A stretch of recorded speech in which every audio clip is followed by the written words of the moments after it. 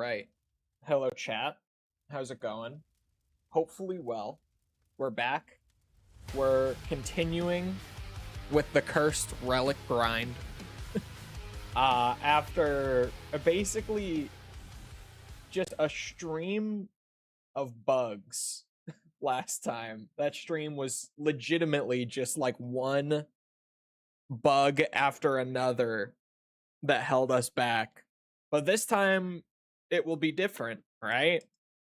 Surely. So, a man can dream.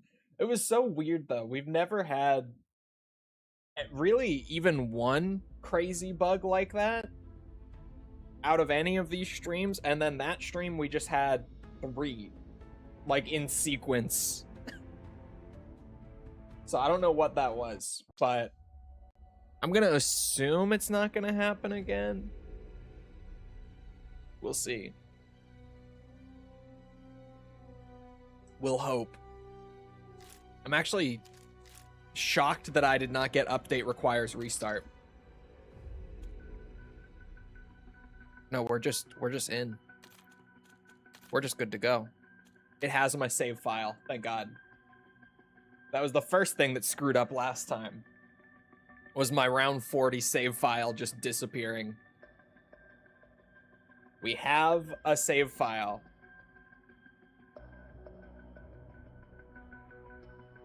Restart anyway.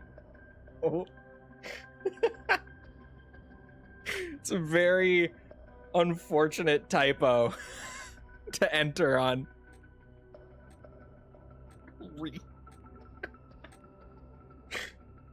Hello, Falls. I'm not restarting. I refuse. Round 9? Ignore the COD HQ not liking OBS. I saw it got kind of nasty there for a second. Don't worry about it. Oh yeah, okay. Do I have the chip for Klaus? That's what I was about to say, was like, I would assume I did already get it. I did not already get it. I assumed wrong.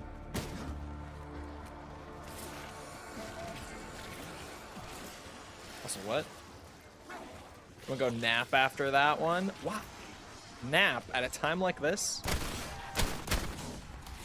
At a time such as this?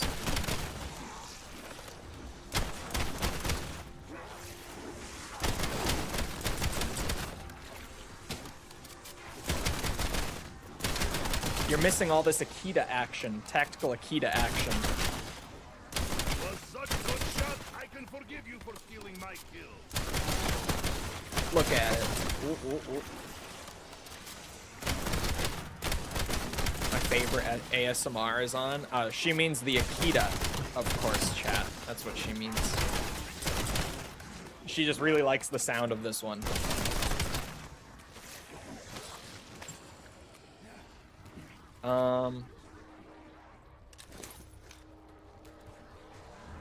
I mean, honestly, I'm kind of tempted to just buy tier 3 armor even. I have so many points thanks to the discovery of this totally balanced point farming method. Very intentional, I'm sure. Well, actually, it does seem intentional, which is almost the craziest part.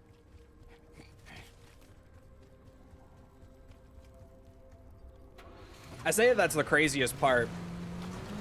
Or sorry, I say that that's intentional only because they haven't patched it. And typically, when there's something like breaking the balance of the game, Treyarch is right on it, like, immediately. To the point where they catch a lot of criticism for it. Oh, I didn't even notice. They catch a lot of criticism from the community for it because they tend to prioritize fixing balance issues over bugs, which upsets some people. It's never upset me personally, but Treyarch is like very on top of balancing issues normally. So something this major If it wasn't intended, I feel like it would be gone already. I think the shotgun giving 10 points per pellet, for whatever reason, is the way they want it. Ow. When I defeat you, I will dance upon your corpse. No extra charge. You know, this is not dealing as much damage as I was hoping. Oh, there we go. It's dealing plenty. I just happened to stop shooting the other one at like 1 HP. Target number 1.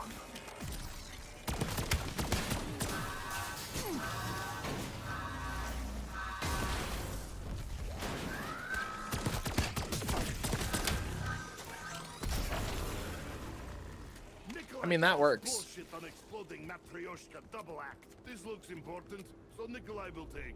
I'm just gonna get on the quest now, to be honest.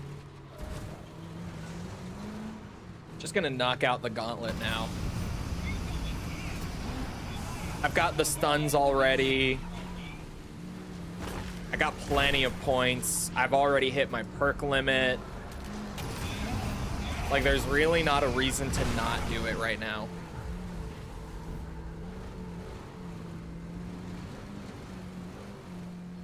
BO6 Olympia only shoots 6 pellets.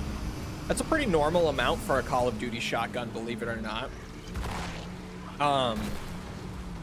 They're typically between like 5 to 8 pellets. 8 being like a lot, 5 being low, but not like crazy low. Like a lot of Call of Duty shotguns are 5 pellets.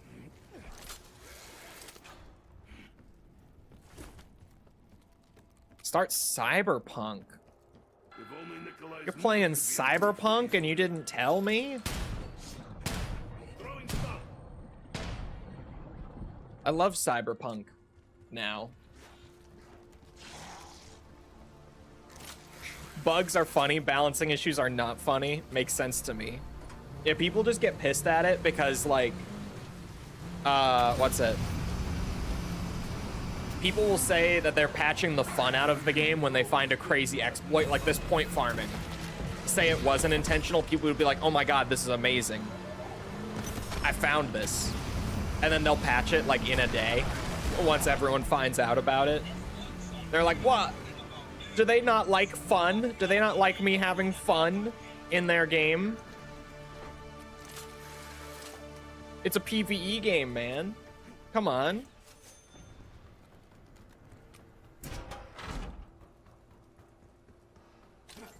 Wait for it.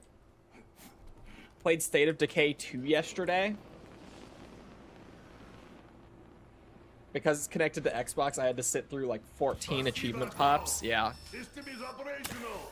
I love that the way that they've like connected Xbox and Steam now. If you get an achievement in an Xbox game, even if you're playing on Steam, you hear the achievement sound like 3 times.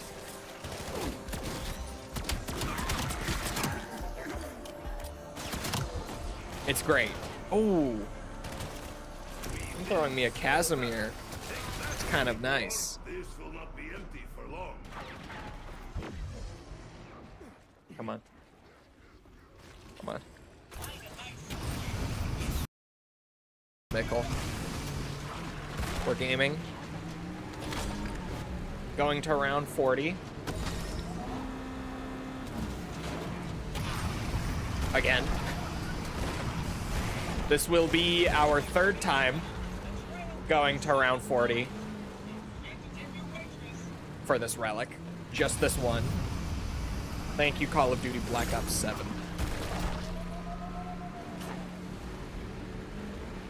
Love that. Get the...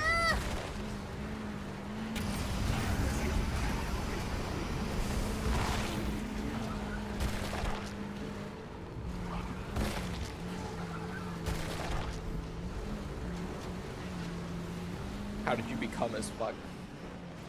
He just was. He always was. He did not become. He just was.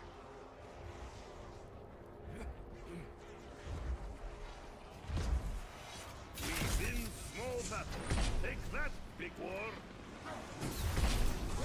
remember my PC can handle it. Oh, Cyberpunk, you mean? I mean, yeah. On that card, you should be able to, like, really handle it. Like, ultra settings with ray tracing should work. Not path tracing, I will just fill this. and probably not with, like, maximum ray tracing. But you probably can, like, max out the normal settings and then turn on the ray tracing to at least, like, medium and get a good frame rate on your rig now. You play at 1080, right? You might actually be able to do more than that. Because you play on a 1080 screen, don't you? Try out path tracing, get 28 FPS, yeah. Path tracing looks amazing. It doesn't run on anything. Like, it's not a lighting technique that you can actually use to play through a full game yet. Thank you for the totally new member, Lightning Fox. Definitely not consecutive, thank you. I went to look at the months, it doesn't say. I guess because of that weird 2-day lapse in the middle.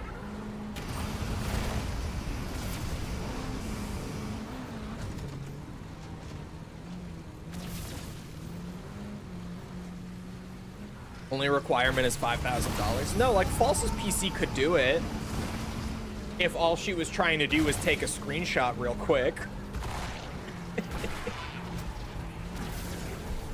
Like, yeah, she could handle it for a quick screeny. The same with me. I say it like it's just her specifically. It's the same with my PC. Although I tried it with Cyberpunk the one time, and chat, it's not letting me put the thing in the thing. I never turned on power here. The barn is closed. Do I have time? I better have time. Please. Please tell me I have time. I was like, why is the thing not going in? A clean generator is a happy generator. I learned this in nursery school. The generator wasn't even on. I feel like Aha. it's right. Or maybe it's indigestion, not sure. Oop, shit.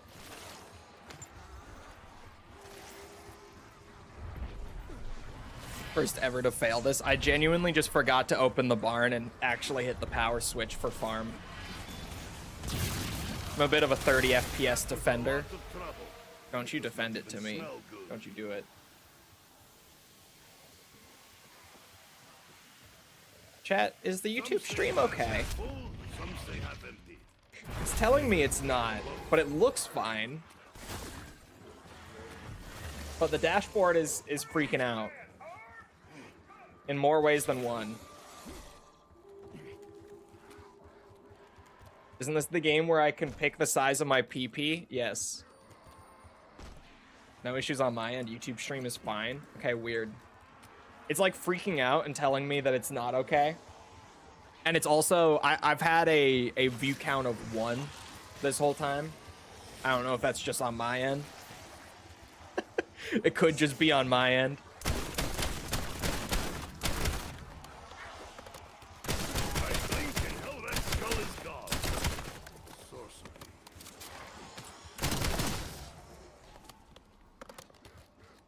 Let me get the code. Here I comes, Pythagoras, bullseye, Greek letter, question mark, maybe. Looks vaguely like a Greek letter. That's just what I've been calling it the whole time. Perfect landing. 10 of 10. 10 of 10. Pythagoras. Greek letter. Okay, there. So that is ready for later.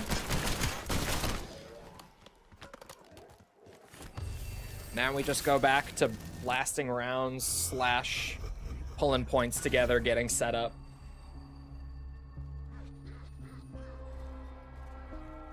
This is a good map. I love that the more I play it, the more I'm just able to like blast through the little bit of stuff that I want to do like at the start of every game, and then just zoom to whatever round we need to be on for relics.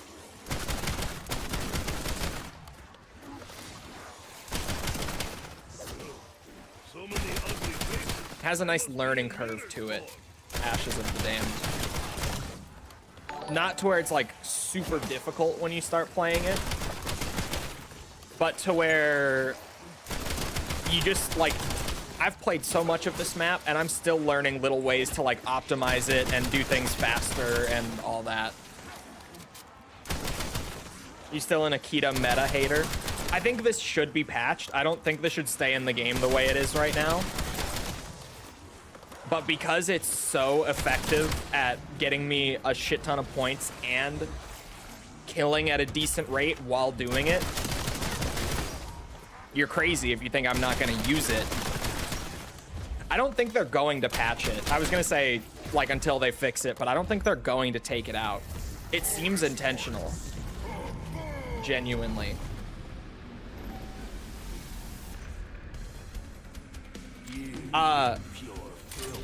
Hold on. I have internet clickbait to dispel. Expedition 33 did have some of its awards revoked because of the AI usage, but none of the Game Awards were revoked. It was the Indie Game Awards that revoked their awards. Wait, how does landing work? Because of the AI usage.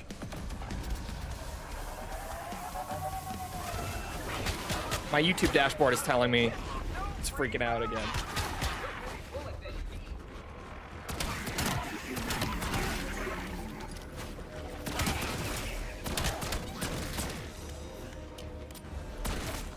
Oh, I gotta remember that this is a game where I have to upgrade my knife. I was just about to ask, is it still gonna kill with melee macchiato on round 12? It absolutely will. And I have Frenzied Guard on as my ability.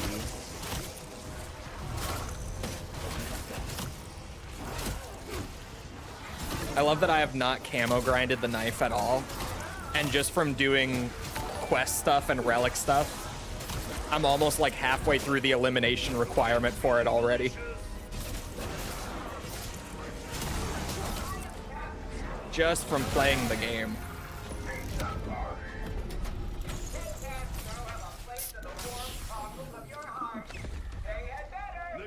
That's the extent of AI use. I don't mind. They used it for early concepts and stuff too. I saw Battlefield 6 is suspected. Oh, dude, Battlefield 6 is not suspected. They've been caught with their pants down. The same way that COD was already. And, well, no, mostly just COD, actually. The thing with Battlefield, if you guys haven't seen it, there was one emblem that tipped everyone off to it. And at first, it looks kind of unsuspecting if you're not looking too close. But it has a soldier holding an M4 on it. It's like a soldier overlaid on a snowflake with an M4. And the M4 has 2 barrels. Like, over-under barrels. Thank you, EA. And EA also partnered, I can't remember which company, but they partnered with a generative AI company. 88 to 100, okay, that's pretty good. That's pretty good. I only need 1080. Yeah, because your monitor's only 1080. It's great. It looks like a Borderlands gun. Yeah, but it's just supposed to be an M4. So, like, yeah, that's generative AI. And, like, whoever put that in the game didn't even really touch it up or check it. They just fucking put it right through. Like, oh, yeah, it looks good. Because clearly, like, if they had an artist, like an actual emblem artist, like going back to touch those up and stuff, that is a very obvious thing that you would catch. if you were going back over the AI's work to touch it up and stuff, like, you would catch that. It might be that they do have someone checking it and just one slipped by and didn't get checked or whatever, but, like, point is, yeah, that does not look great for EA, because one of their big things with everyone, like, trying to migrate over to Battlefield this year, one of the things that people were celebrating about it was that it didn't use generative AI for stuff the way that Call of Duty does now. And they didn't for, like, checks calendar, 2 months? They went about 2 months before they started using it.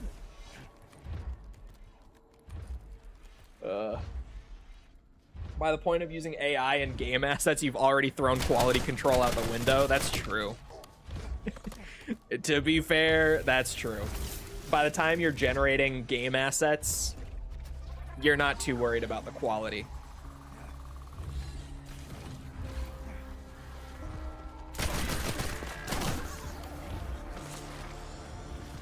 I got 3 gobblegums just for round 14. Just a random 3 gum drop. It all looks the same to me. She says this. You guys just wait until she sees, like, something that she has played on my monitor in 4K, and she's gonna be like, whoa. She won't. This is just me fantasizing. She absolutely won't. She will not notice a difference.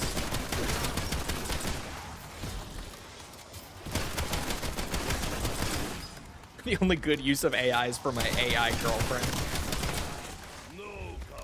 Oh, it's so nice playing in Cursed and being able to get golden armor. Have I ever mentioned that, chat, that I really love playing in Tier 1 Cursed just for the gold armor? I don't know if I have. I don't know if I've ever shouted that out.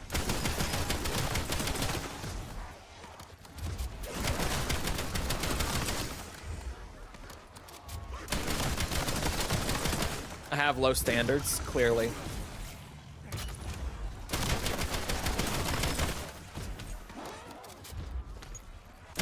You love Wig too.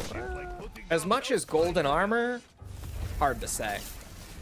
Hard to say.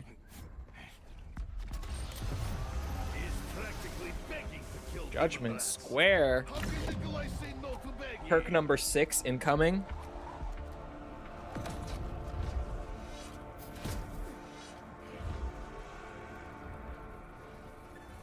Golden wig. Imagine. Imagine the golden wig.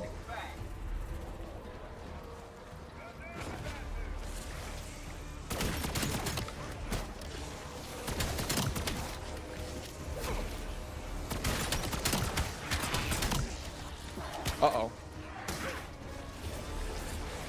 This location is deceptively tricky to hold down.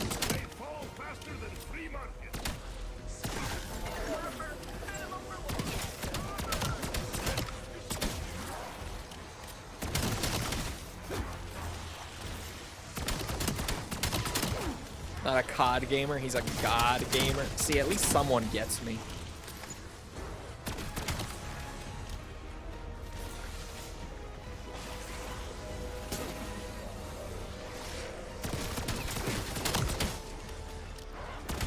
Fourth and fifth for Ashes. The fifth one has not been found, but the fourth one... Oh, the fourth one, you have to kill a doppelgast by launching it off of a jump pad. And then the portal appears over in the Cosmodrome.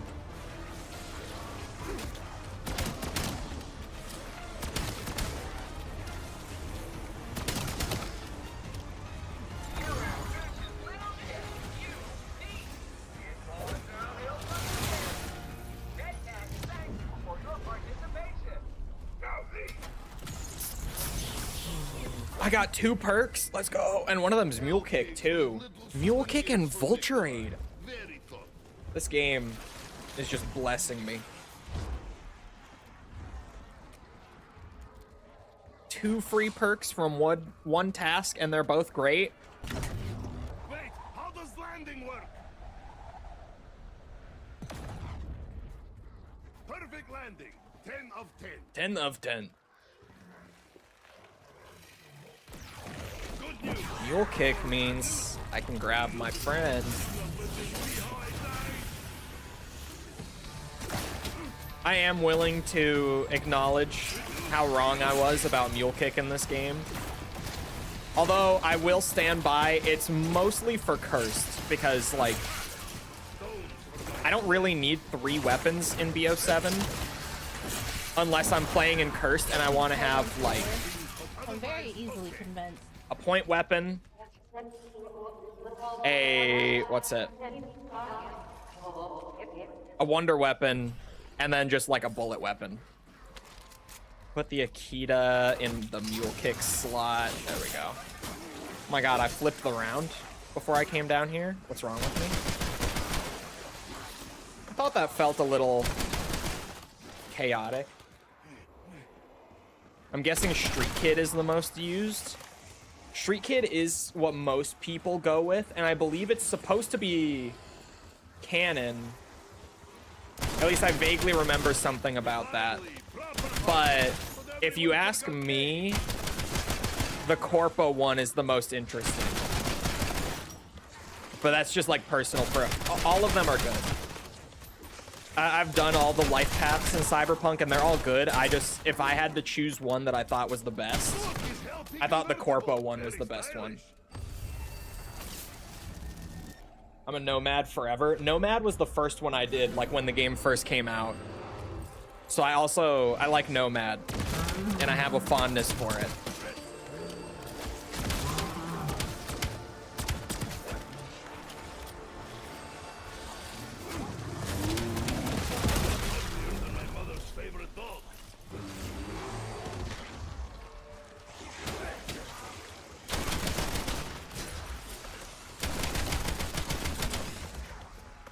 But no, I like Corpo because, especially for the main story of the game, it gives you like such a connection to the main plot, because the Corpo life path starts you out as an employee for Arasaka, which is like the big corporation in Cyberpunk. Same main story, small differences. The first like hour or so of the game are totally unique per life path, and it gives you like different dialogue options throughout the whole game, but it's not too much of a difference. It's dialogue changes throughout the game for the most part.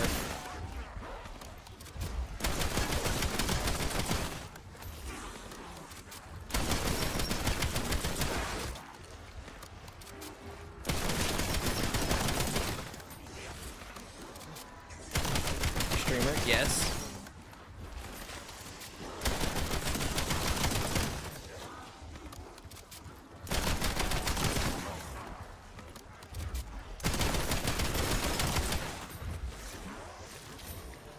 I forgot. Son of a bitch, who put you up to this?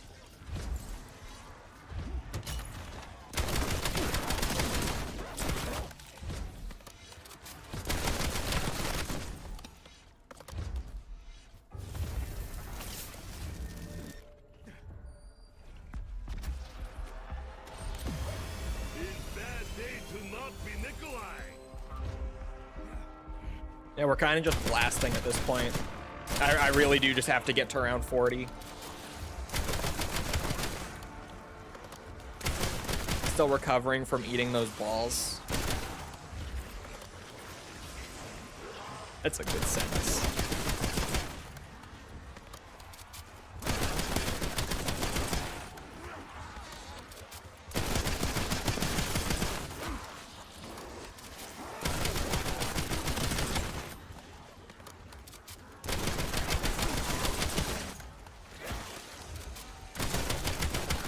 Some this morning too. Oh god, are you off because Christmas? Feel like bake sale free sample and hell pigs came hungry. False is off all week.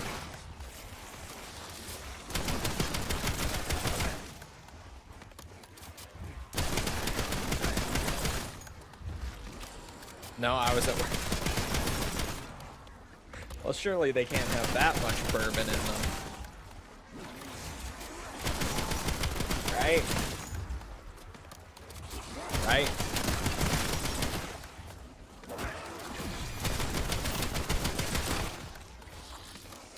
The amount of points that you can get from this shit is so stupid.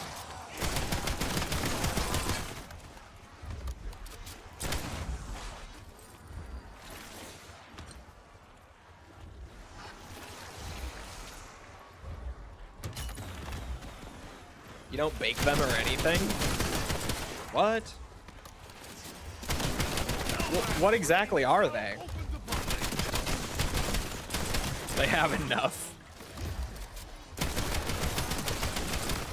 What do you mean you don't bake them? What the fuck are these balls?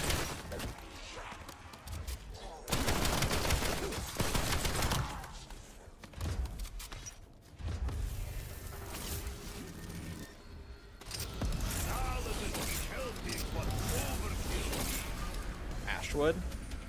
Let's see what you When it says Ashwood, it means down at the bottom, which means it could be a Tessie thing. Like, it's most likely a Tessie thing.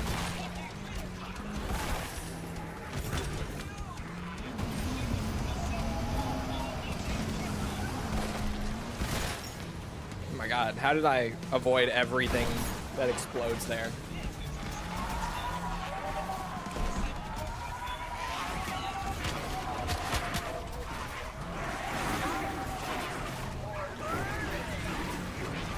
Okay, it's Tessie roadkills, which is way better than the race. I'm gonna have to repair her though.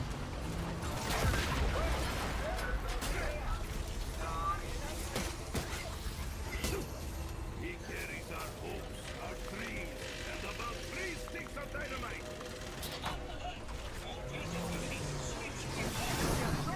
Oh, getting the horde grouped up on the monkey before it goes off was huge. That was so nice.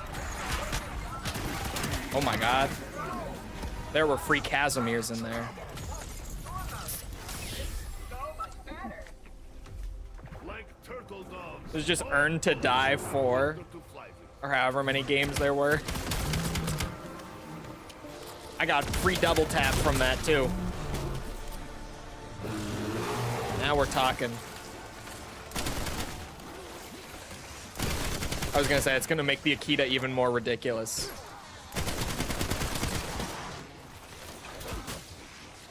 Gotta love it.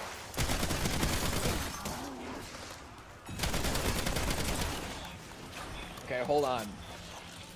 It's Nilla wafers, chocolate chips, sugar, corn syrup, nuts, and bourbon. Oh my god. I can have pink lashes. She's still making a character, chat. Don't fight over Nikolai. Let me go around. It's so funny when False and I play any game that lets you make a character together. This woman spends like 30 minutes creating her characters at the start of a game, and I'm just kind of like, oh yeah, that preset looks pretty good. Change like 2 or 3 things. I'm good. Because I'm just like, okay, I want to just play the game. She's like, no, my character will be perfect.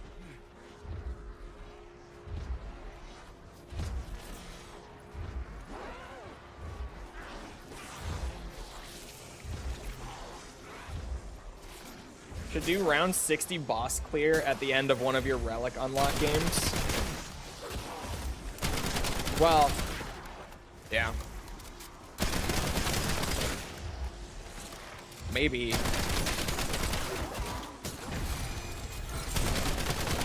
The round 60 games are gonna get long. So, like, you might be onto something.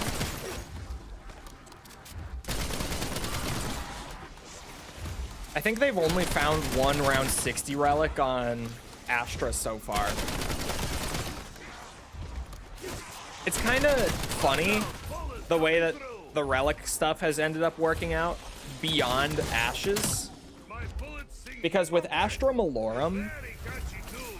there aren't many people who are actually hunting for the relics on that map that haven't been found. Like, there's not much of a push right now to find all the relics on Astra. Angry cannon of doom. And I feel like it's genuinely just because there's no, like, higher reward for finding all of them. Because, like, we already have found enough relics to...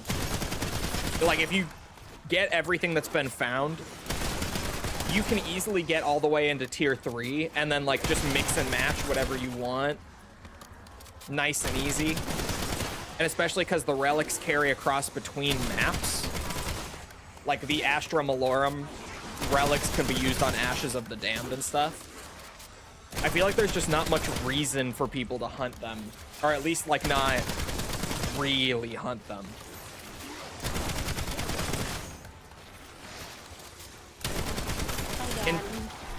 Hi. In terms of the one Ashes relic that hasn't been found, though, I have no idea what the deal is with that. Seems unfair. I like Like, how is there legitimately just a relic on this map, on the launch map, that people were hunting for a lot, still are, some people, and there's just nothing. Like, people have not found anything to go off of.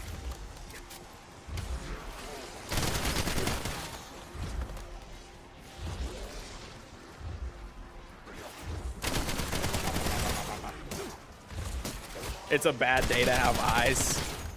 Why? Because of Mickle?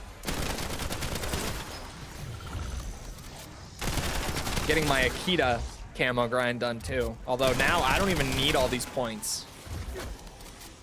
We're on round 20. I have 3 weapons that are Pack-a-Punch tier 3.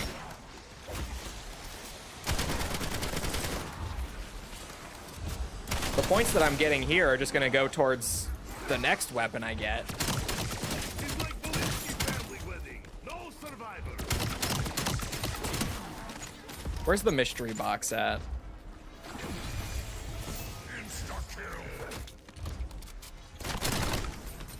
Isn't the akimbo attachment for the Jaeger like the last attachment you unlock? Is my starting pistol ready for a weapon prestige?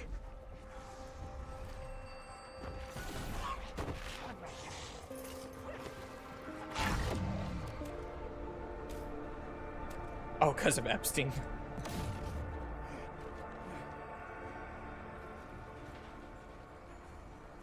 Feel like I'm waiting in bread line. I did not Will I get sit wheat in or that hot tub. semi-automatic? I feel like child again. Child with infinite cosmic power in palm of tiny hand. One-hit way gun. Is Owen here? Like, hello? Bop, bop, bop, bop, bop, bop, bop, bop.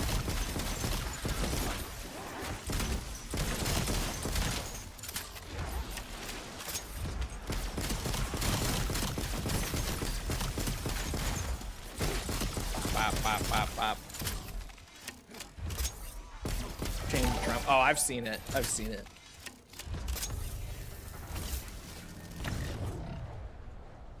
Criminals used to be criminals. Criminals have never been criminals if they are a politician or are friends with a politician. They never have been.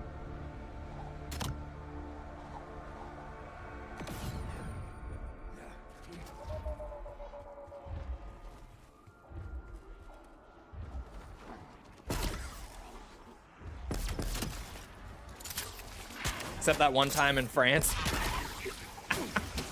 Except that one time in France. Yes.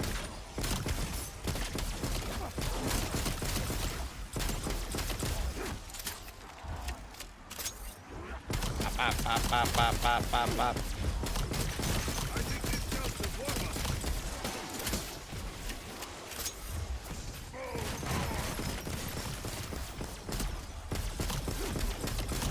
The one-hit ray gun is so nice. I had a ray gun last game, I think, right? The game that ended because of the consecutive, like, game-breaking bugs. on like round 51, was it? I think it was 51 at the time that I finally died, trying to muscle through it. Oh, hello. Combat axe. I can do that.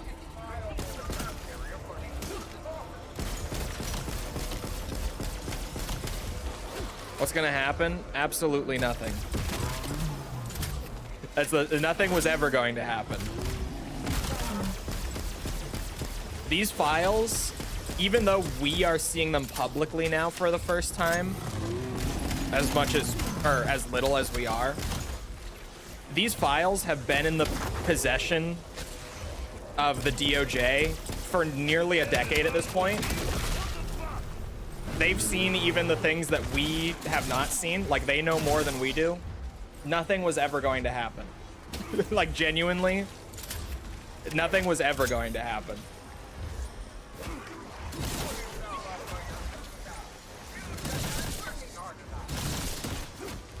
I'm trying to pull myself up by my bootstraps, Ted, but there was a bear on this bridge. I need you to realize.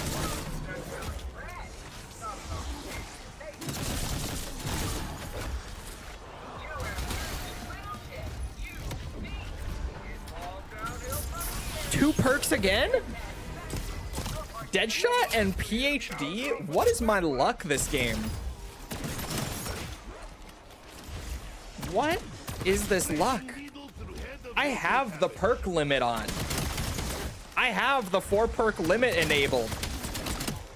Yet it's round 23 and I have how many?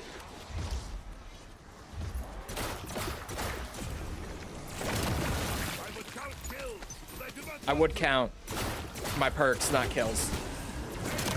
But this bridge is a little hectic.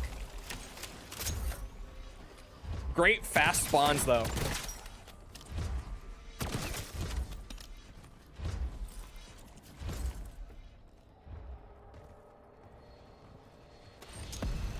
Now every bullet is tiny helping funeral. That's right, Nikolai.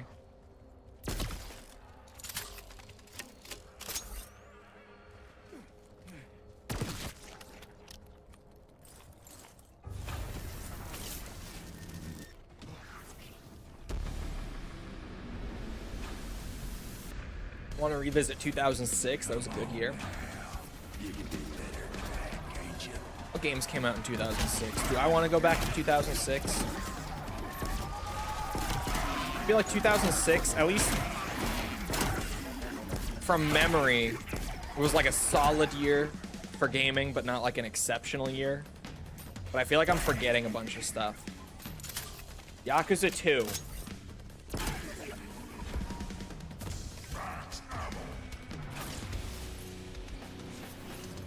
I want to say...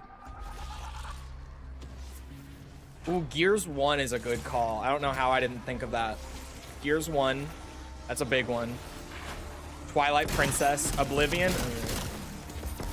Bro, we didn't even understand how to play Oblivion then. You think it's bad now? Trying to, like, get a solid character put together while understanding all the weird intricacies of it. We just didn't know what the fuck was going on in Oblivion until like 15 years ago. That's why everyone thought Morrowind was better. And why a lot of people still think it's better. Because Morrowind has the same weird shit where you have to really understand the systems and stuff for your character to feel good. But like Oblivion, you have to really understand everything to get your character to feel good. For Morrowind, it's like you have to really understand all the systems for your character to feel like God.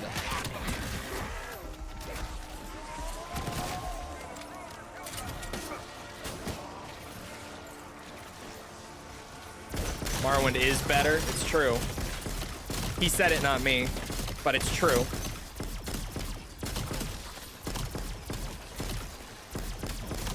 Oh, my beloved Raygun, you are going to make this round 40 climb so much faster. God bless you. Appeared at just the perfect time.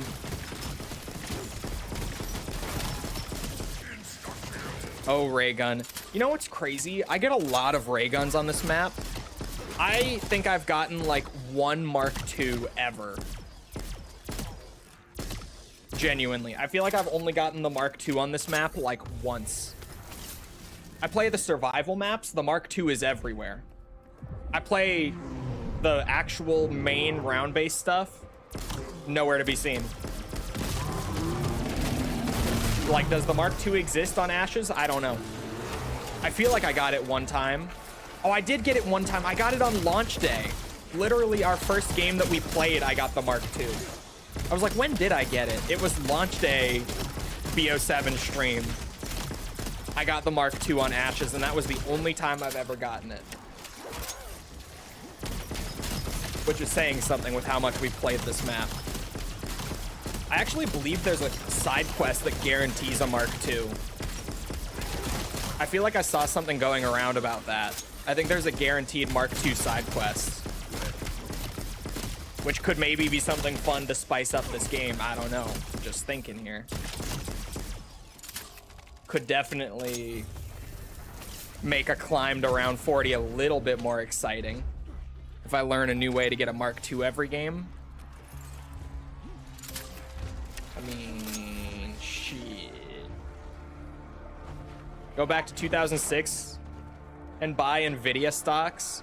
If you're going back to 2006, buy a little Nvidia, but buy more like Apple and Tesla if you're going back to 2006. Like the same kind of payout, like the same profit margin, but it will happen way sooner.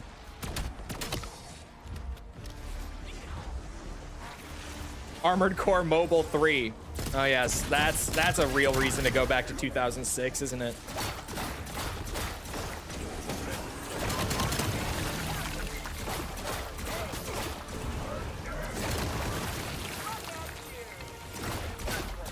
Oh my god, speaking of crazy internet clickbait from this week, I haven't been on No, Steamport? You're fucking with me. Lego just posted it in Discord. No, it's not true. Oh my god, Gmode. Oh, they really did. They really did. They actually did that. It's real. I don't know if I'm happy or disappointed. I genuinely, like, at this point, I don't know. But, like, the preservation is great. But my immediate thought is now I have to do a review and a 100% completion for stream of Armored Core Mobile 3. I have to do a third one. Hey, I'm down for the preservation, though. I am. Don't get me wrong. Hell yeah, you do.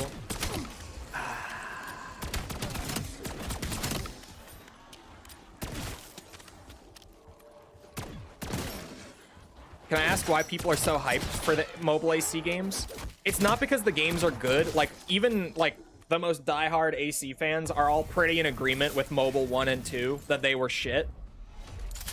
The thing with them being, like, exciting, though, is that they've been lost media for about 2 decades now. So the fact that Gmode is managing to revive these and make them accessible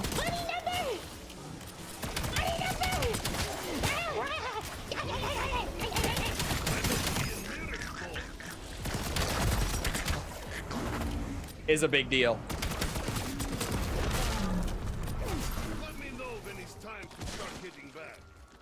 No console port, weird. I don't think the other mobile games got console ports either, did they?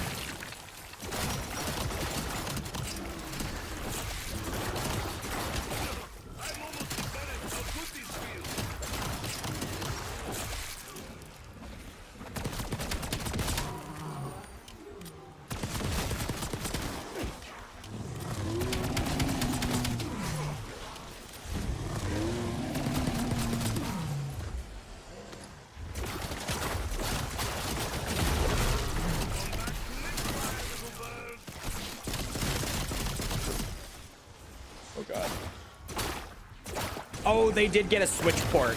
That's, yes, they were both Steam and Nintendo Switch, the others. That's right. Everything I have is PAP 3, right? No, my ray gun was PAP 2. I'll take it.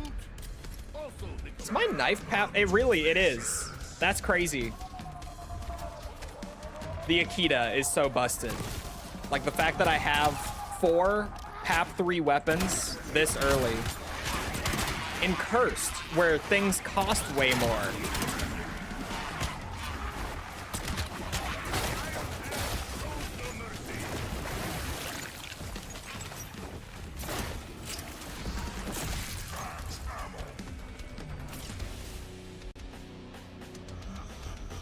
Which game is lost media that you would love to have preserved? Ace Combat Infinity is one. I never got to play it. It looks great. There's way more like YouTube footage and stuff out there for that though. The thing with the Armored Core mobile games is that they are like so lost media that there's literally like 2 YouTube videos in existence for each of them. At least that was prior to the Gmode ports. Now, like, with mobile 1 and 2, I have 2 videos apiece for both of them. And just me alone, but prior to the preservation effort for them, like, you really couldn't even look around on YouTube or anything to see what the game looked like. They were genuinely just kind of unknown.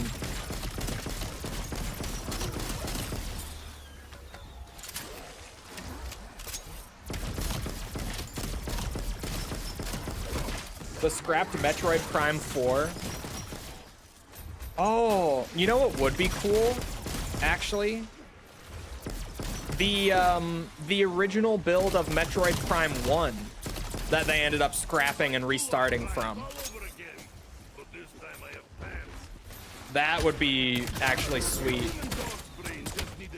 Things like that have leaked in the past. Like, still, the craziest leak ever for me in recent years was us not only learning that there was a DLC 5 for Black Ops 2 Zombies exclusively. It was a Zombies exclusive DLC for Black Ops 2. But that DLC had remakes of, like, all the World at War and BO1 maps on it. Not all of them. I'm trying to remember which ones weren't present there. Call of the Dead wasn't in it. Shangri-La, I think Shangri-La was in it, actually. Yeah, PT is an easy one. But point being, there was a Black Ops 2 DLC that was supposed to remake a bunch of BO1 Zombies maps that we just never even knew about publicly until like a year ago. And the day that it became public knowledge, it was only because someone got their hands on an old dev kit from Treyarch that had a build of the game with like a work in progress version of Origins on it, alongside work in progress versions of all those BO1 remakes. And purely because big Activision might be listening, I allegedly, may or may not, but word on the street is that I do have that build stored on a hard drive, and that I've just never been able to access it because I don't own an Xbox 360 dev kit, but that I may or may not have allegedly yoinked that build just in case someday I do come into possession of one. Maybe, allegedly.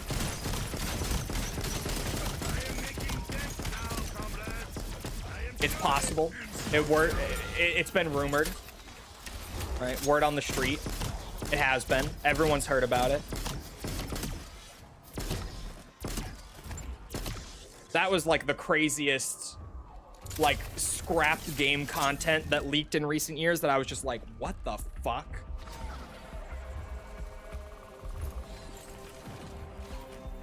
How? I allegedly just so happened to be on Twitter like literally within a few minutes of this build leaking and everyone sharing around like a file sharing thing for it. And I allegedly was able to get in and download the build to a hard drive before those files were taken down with a copyright strike, allegedly, potentially. That's what people say.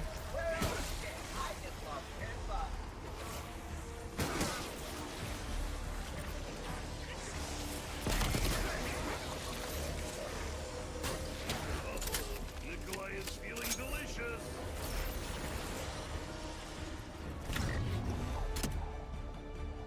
Bro, I can't find the exact method to get it to trigger. Climbing C4. Oops. See, I heard 2 clicks, so the other one did only just blow up then.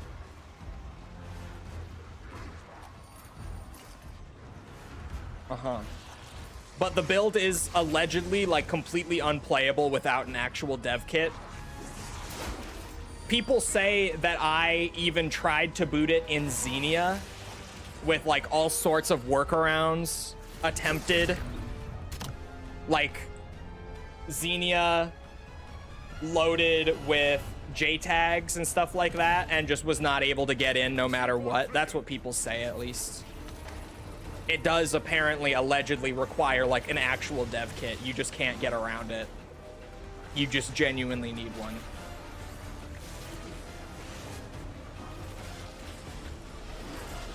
C4 deployed. It's got to be a trick. I've done it before, but only the one time. And genuinely just from mashing buttons on my keyboard. And like, I did it the one time. I have not been able to do it since. I should Google it again. Hold on. BO7 jump pad TED task. Mouse and keyboard. See if anyone else. Yeah, jump pad TED task bugged.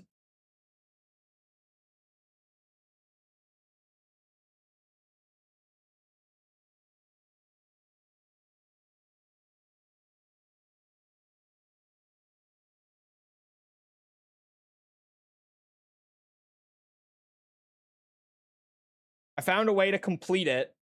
In order to do it, you need to absolutely activate the C4 almost immediately as you activate the jump pad. This guy says on Reddit. False is still creating her character. She just sent me a screenshot from the character creation menu.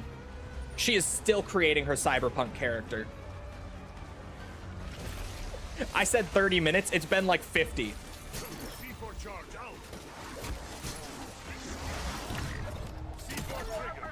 That works. That works. That actually, you do just have to hit it like genuinely at the same time. That wasn't, yeah, that was only the blue tier, but hey, that was it. That was it.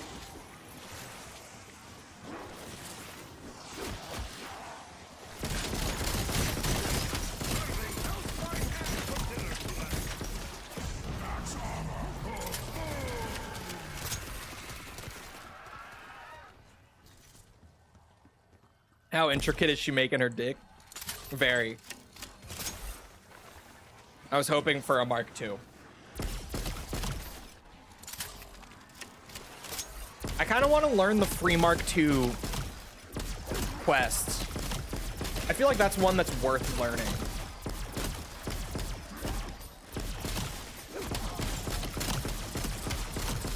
Because why use ray gun, normal ray gun, when ray gun Mark II so easily acquirable?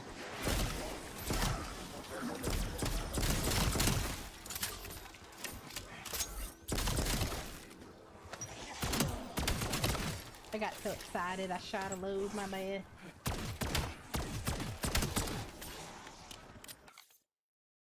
I'm gonna look it up. Ashes of the Damned. Free. Raygun Mark II. Zone X. No time wasting guide. Let's go. Show me the way.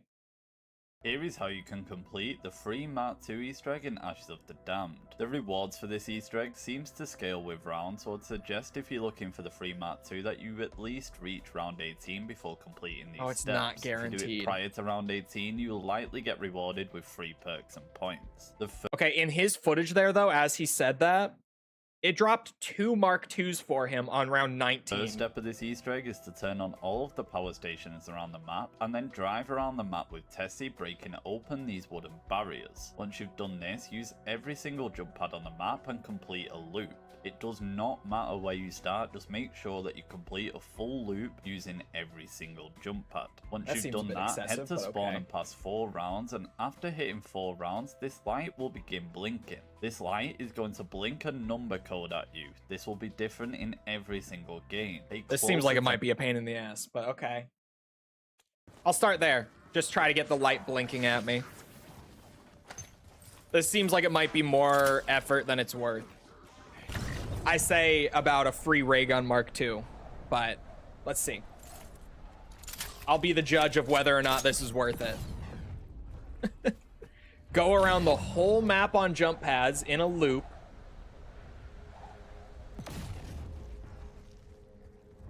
And then he said 4 rounds in spawn. Probably easier than spinning the box. I mean, yeah. How much pink will there be? There was a lot of pink. I'm getting more updates. She's adding chrome. She's chroming out. False, you watched Edge Runners, right? I think you said you did. Perfect landing. 10 of 10. 10 of 10. Yeah? Okay. She at least knows a bit of the cyberpunk limbo. Limbo? Lingo. Lingo was what I was trying to say.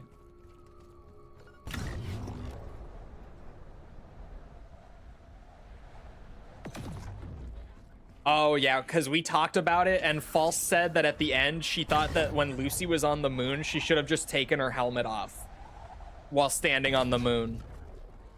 And I told her, you're fucking crazy. What's wrong with you? Clean shot. Dirty underwear.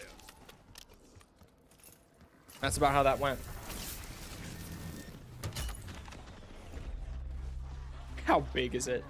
For reference, it's this light on the far left that's supposed to start blinking for this egg. We'll see. I started on round 33, so we'll just hang out here until like 37, 38. See if it pops up or not. Because all I'm saying is it could be worth, right?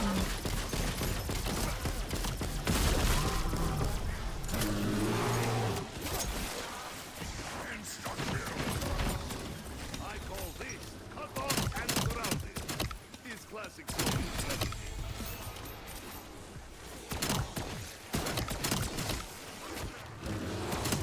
More scanning is better than it looks.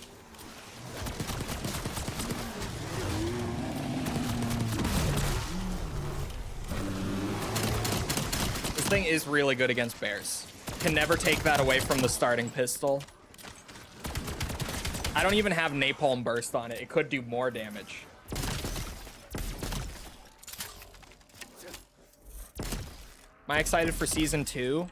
I am, because Kevin Drew, who's the director of zombies in both BO6 and 7, on the recent podcast, they had him on, and he was just kind of playing Astra Malorum with the podcast hosts, talking about whatever. And he said that the season 2 zombies map, he thinks is going to really surprise longtime players in a lot of good ways.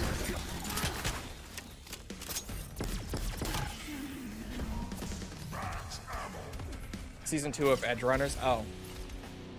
I'm weirdly, like, am I crazy to say I'm not terribly excited for season 2 of Edge Runners? Is that crazy of me to say? Because, like, it was so good. It really was. But it kind of, like, you know, the story already closed out. You know? Unless, is it an anthology? Please tell me it is. It better be.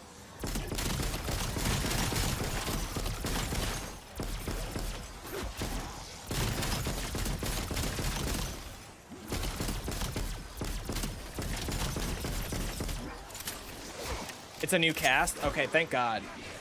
Okay, maybe. But genuinely, I feel like no matter what they do, it's gonna feel like a letdown compared to season 1.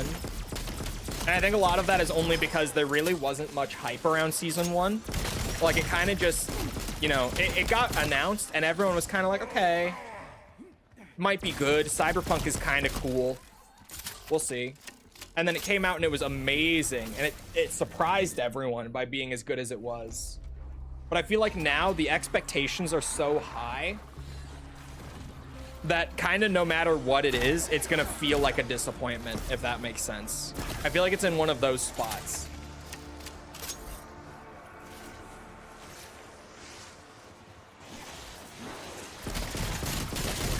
Don't tell her that all of her Chrome requires cooling. Read the cool skill. I'm trying to remember what it does. I remember it had something to do with crit chance and something else. It's an attribute, not a skill. I think it affected your crit chance, and I don't remember what the other thing was. Trigger never disappoints? I don't really know. I'm not a big anime watcher typically. So I don't really know, like, the animation studios and their track records and whatnot.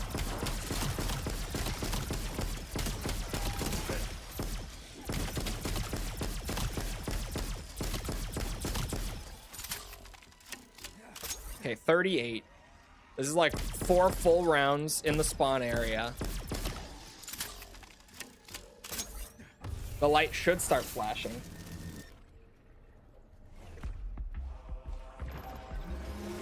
Something to do with stealth? It might be. It did just start flashing. And I have a TED task this round too. Don't let me forget.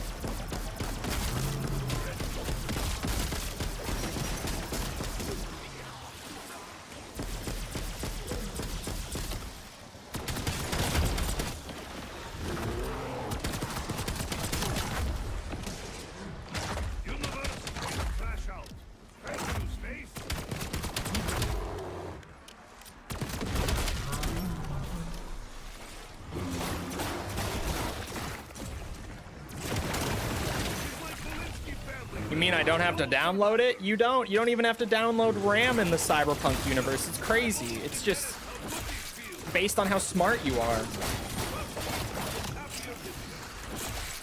No download required.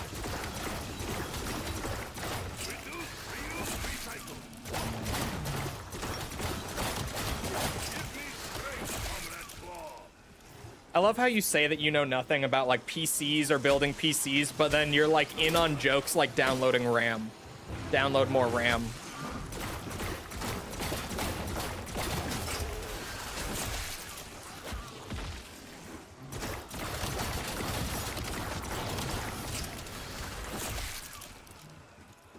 They make a multiplayer mod yet? Maybe? I haven't seen one, but I would be surprised if someone isn't at least working on one.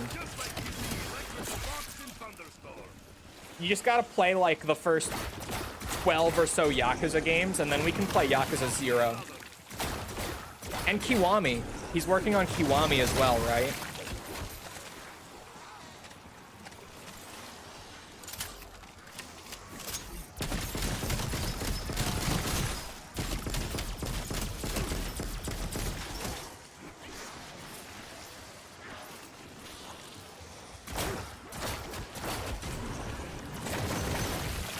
And if we do play Yakuza 0 in co-op ever, I hope you like Kiryu's combat in Yakuza 0, because I would rather not. I would just rather not. If I could play Majima, please, please don't make me play that whole game as Kiryu again. Good lord.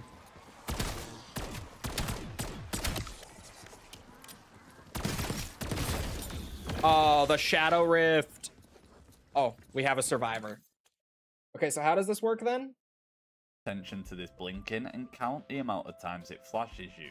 Between each number it will take a small break, signifying that a new count needs to be started. At the end of the sequence there'll be a long flash signifying that it's going to restart. This will endlessly repeat, so make sure that you get your code right before doing the next step. My code in this game was 74123556.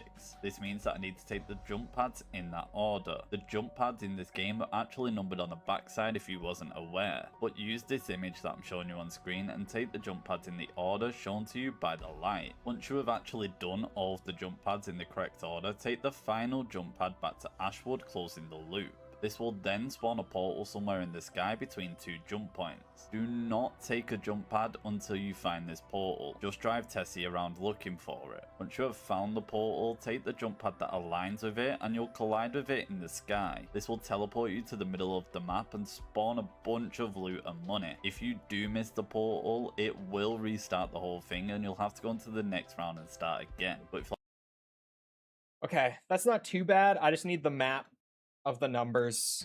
All right, we're waiting for the light to just hold solid for a bit before I get my number.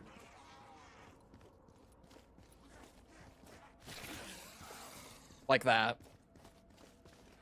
Okay.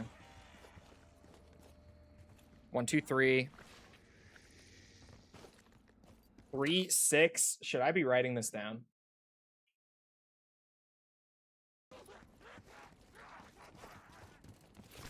Four.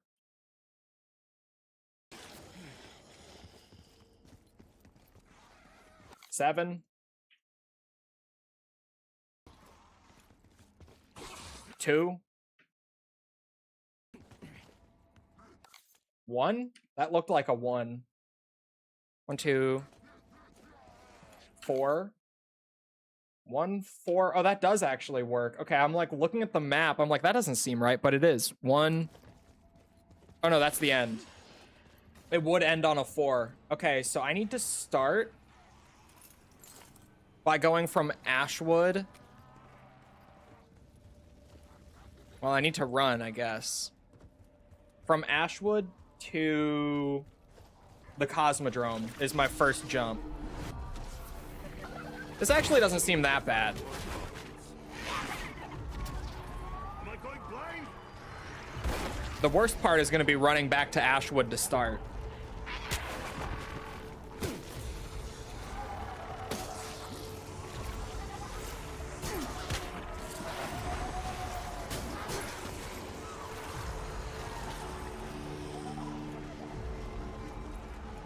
Is Vince Zampella actually dead? Is it not fake? Is it legit? What happened? He died in a crash? Really? That's insane.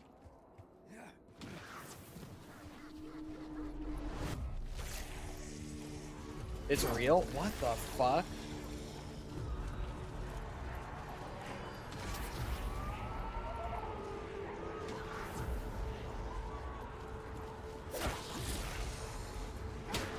Oh my god. That's sad. That is sad.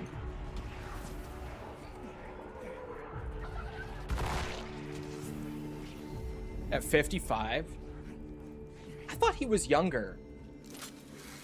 Still sad, but I thought he was like in his 40s.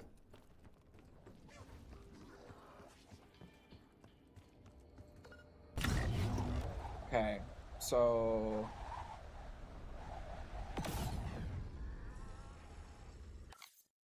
Okay, my code, I was gonna say, has to be wrong. But if I wrote down 4 and 5 is next to me, then it must have been 5. He looked younger than he was. Yeah, I definitely thought he was younger. And then Ashwood. From Ashwood to farm.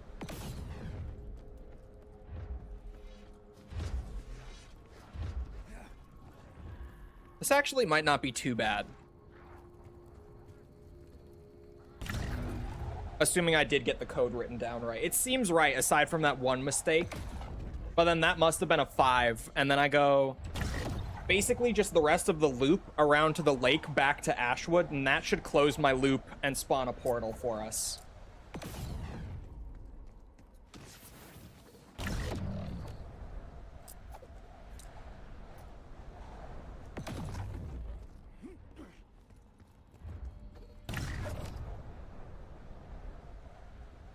Because it's supposed to end in Ashwood, and then it will spawn a portal in the sky between two of them. I'm not seeing one from here. But it could be, like, over by spawn. It should have spawned one. Let me go look. Could also be between Cosmodrome and Diner as well. That's something to check.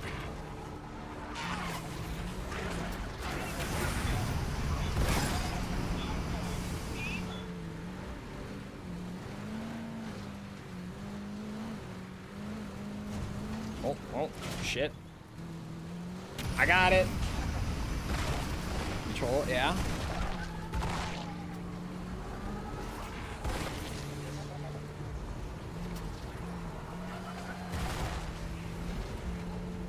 Oh shit, the portal is there. What was Training the Zombies called in 2011? Chat, don't do this to me. That is the Blackwater jump. It looks weird. It looks like it made me double think it. Oh my god. Don't ask me this question.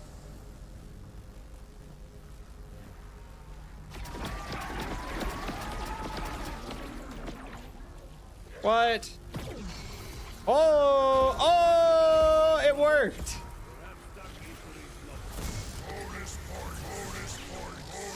With a free PAP 2 along with it. I mean, shit. You know, in any game where I do, like, really want a Mark II,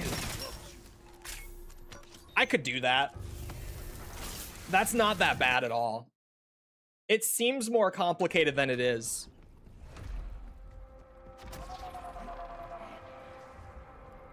I mean, I just first tried it, right? So, like, it really can't be that bad. Clearly.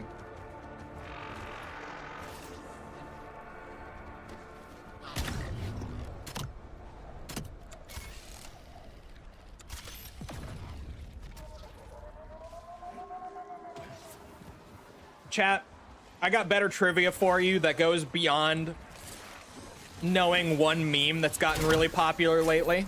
All right, this is the real knowledge test for you guys. The thing that we did call training in 2011, who started that? Who named it that to begin with?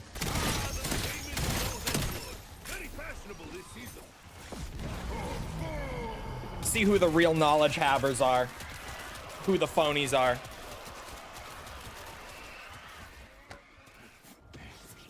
Where are my real knowledge havers? Who here knows ball? It was Syndicate. James knows ball. He knows.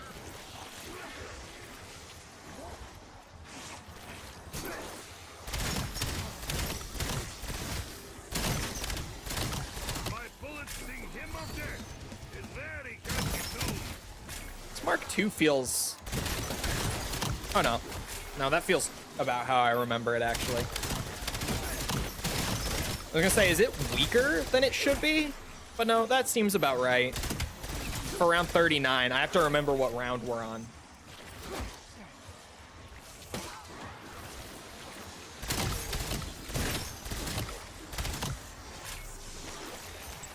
Disgraced former Zombies player Syndicate. Disgraced in more ways than one. Yes. But yes, that's Syndicate. More commonly known from CS Lotto scandal.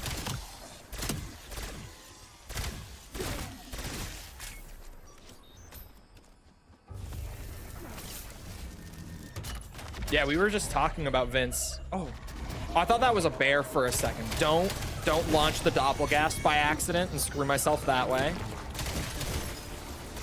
Man, that was another thing that wasn't even a bug on the last attempt of this relic too. Me accidentally launching the doppelgast and activating a different relic trial that I didn't mean to.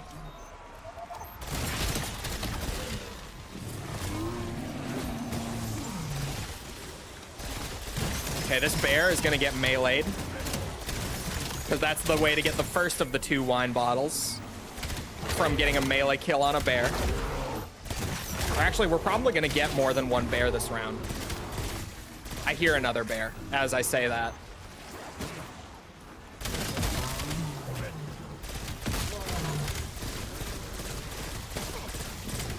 Oh, I can hit the other bear a lot more to soften him up.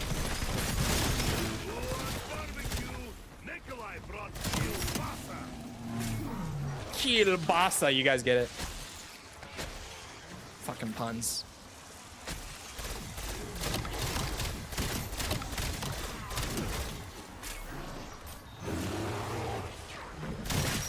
Whoa.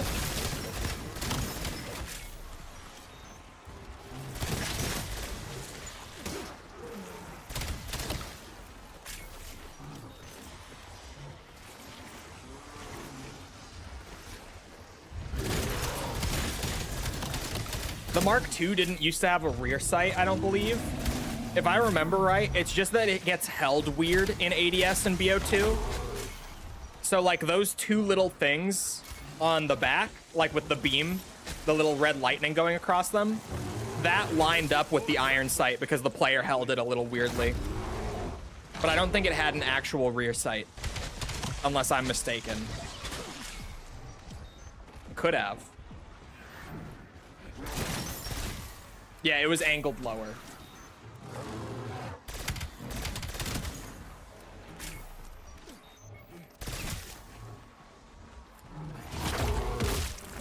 All right, bear bitch. Your time has come.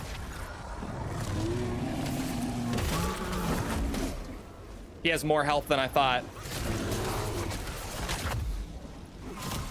Hear that, comrades? That's the sound of Nikolai being still alive. Bitch, ding ding. I love that it does the little like boxing bell when you melee kill a bear. So stupid, but that's the first wine bottle. And then we just need a legendary reward from a TED task to get the other one. So I just have to flip rounds until I get a TED task.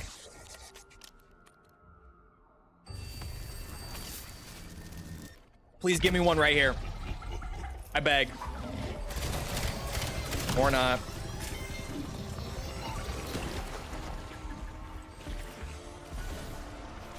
They did use those notches? Okay. I thought that's what it was. Because I remembered what you were talking about, but I was like, I don't think it was an actual rear sight.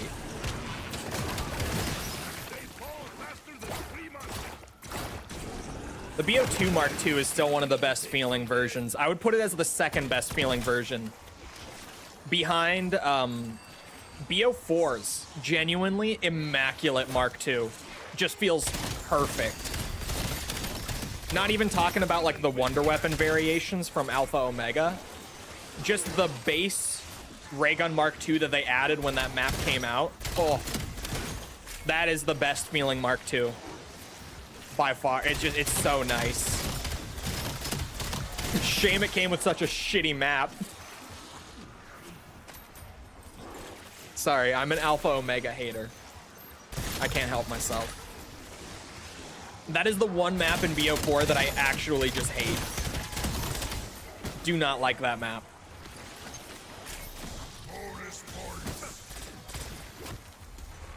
Which, it's rare that I just straight up dislike a zombies map. Unless we're talking about Black Ops 2. In which case, I straight up dislike, like, half of the maps in that game. But that's a discussion many are not ready for. It goes beyond transit. Jimmy Zielinski in BO2 was not cooking. Just was not. Happy New Year, Demon Spawn! Alpha Omega was cheeks. Okay, it's not just me. Thank God. TED Task? No? Okay. I didn't want one anyway. I don't even want my Cursed Relic. I don't. I don't even want it.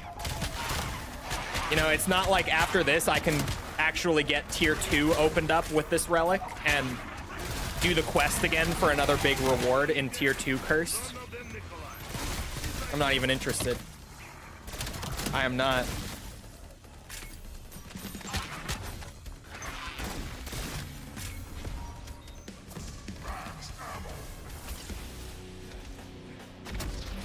Wait till it returns? I know, dude. The leak that Alpha Omega is getting a remake in BO7 has me worried. Plus, in that podcast that just had Kevin Drew on that I was talking about earlier, he talked a little bit about the Astra Malorum outro when talking about the next map. And he said, like, direct words, like word for word, he said that the Warden is sick of letting the crew run around and do what they want. So he pulled them down to Earth. He specifically said Earth when he was on that podcast. So I do think that the next DLC is very likely the Alpha Omega remake. I think that is going to be the next map that comes out, genuinely.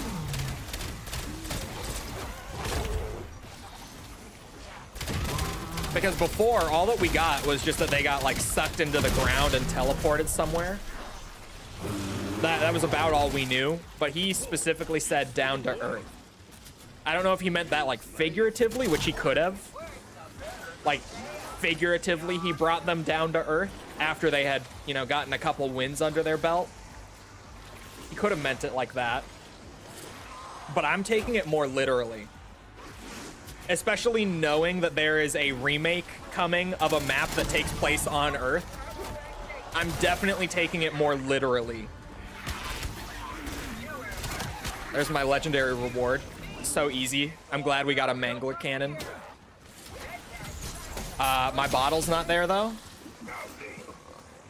Someone scraped that drink off graveyard. Excuse me?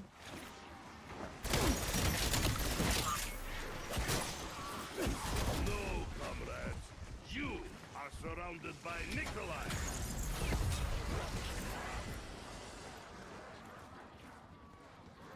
Scammed? Yeah. Yeah.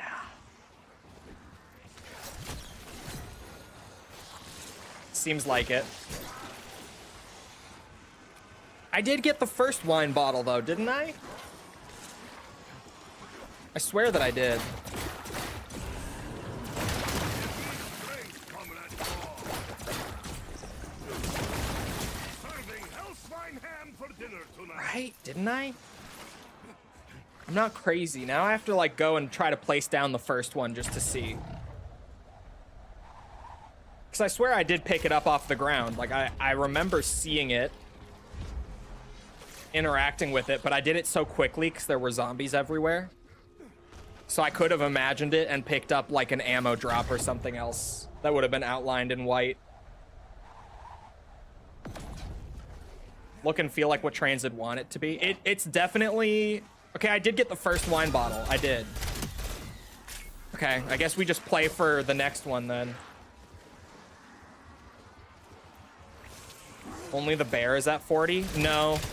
It's very noticeable because the wine bottle literally sits on the ground in front of the chest. Like from the trial reward. But no, Ashes is very much like taking Transit's general concept and actually doing it well. Like even just with Tessie, like they give you a vehicle to get between the areas, but this time like you get to control it. And the upgrades for it feel more meaningful because you get to control it. So like if you do the side quest that lets you put a fucking laser beam on the front of it, like you get to fire off the laser beam while driving it around. Shit like that. Rest in peace, Tessie. Gone too soon. But no, this definitely is like the transit concept just done well. And it's great. It's so great. I'm waiting for False any minute to tell me to shut my mouth. The transit defender who played transit like a little bit, like 15 years ago about at this point, hasn't played it since. But whenever I say bad things about transit, she has to come to its defense. Shut your mouth. See? I knew it.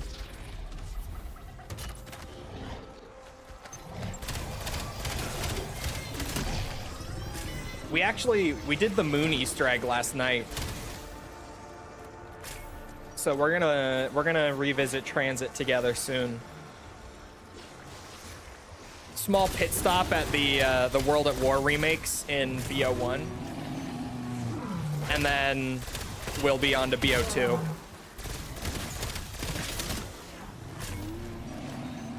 Ever got Pack-a-Punch on transit? Bro, there's no fucking way she did.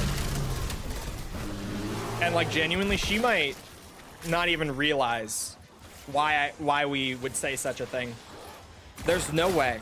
Because you, like, I cannot express that even just opening the Pack-a-Punch on transit is A, one of those things that you would never know how to do if you didn't see a YouTube video on it or something. And B, it's such a pain in the ass. And like, even when you know what you're doing, sometimes it just doesn't work. Don't even get me started on transit's Pack-a-Punch. And then the area that the machine is in is a fucking death trap. Like, genuinely, how you can't go in there and not die. You can by saving a zombie, but if you go in there like mid-round, yeah, you're fucked.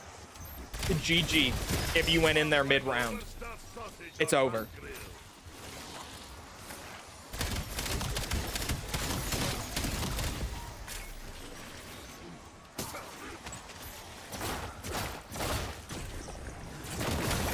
Cool concept, poorly executed.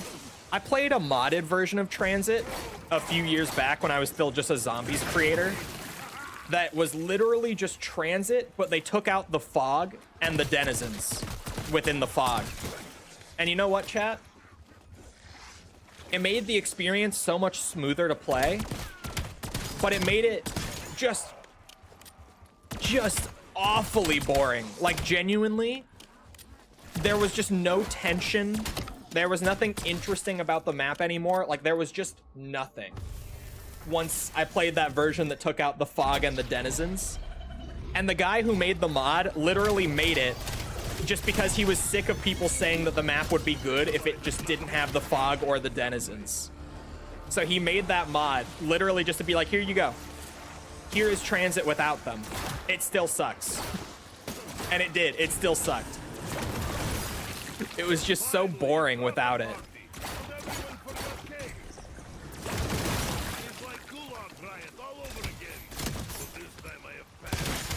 No, Jimmy Z was not cooking at all.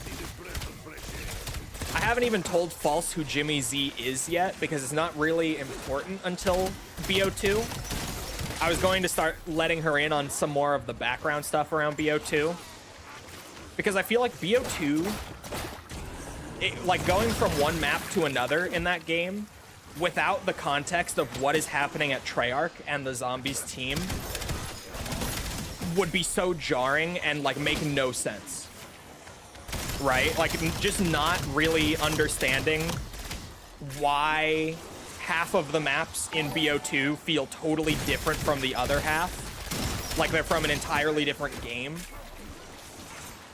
Because it really, like, Mob and Origins do not feel anything like Transit, Die Rise, or Buried. Like, you can feel that there were two entirely different teams making those maps.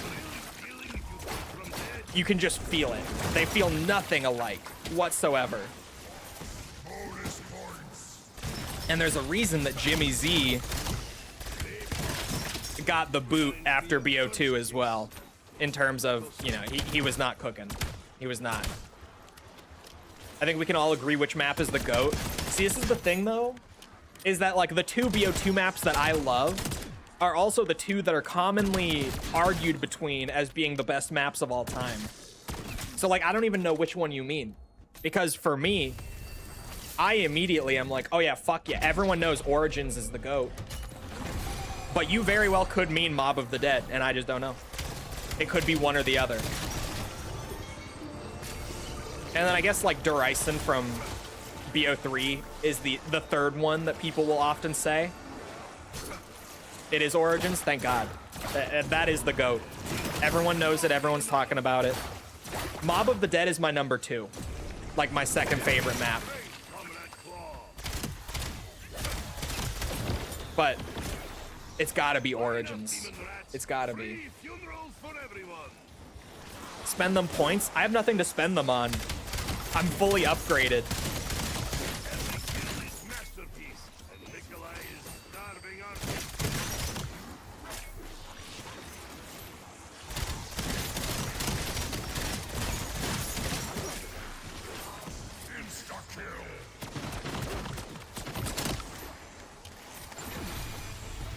If I wanted to fight zombies on Alcatraz Island, I would just go to New York. Crazy, but true.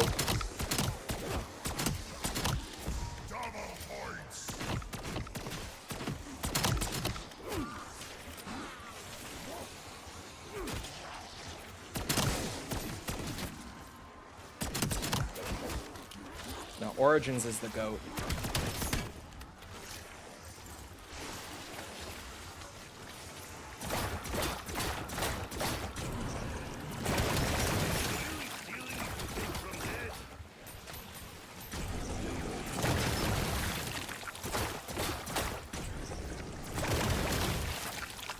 More of a Shadows of Evil soldier. I was about to say that, like, Shadows has creeped up over the years to the point where now I do hear a lot of people say that it's the best ever.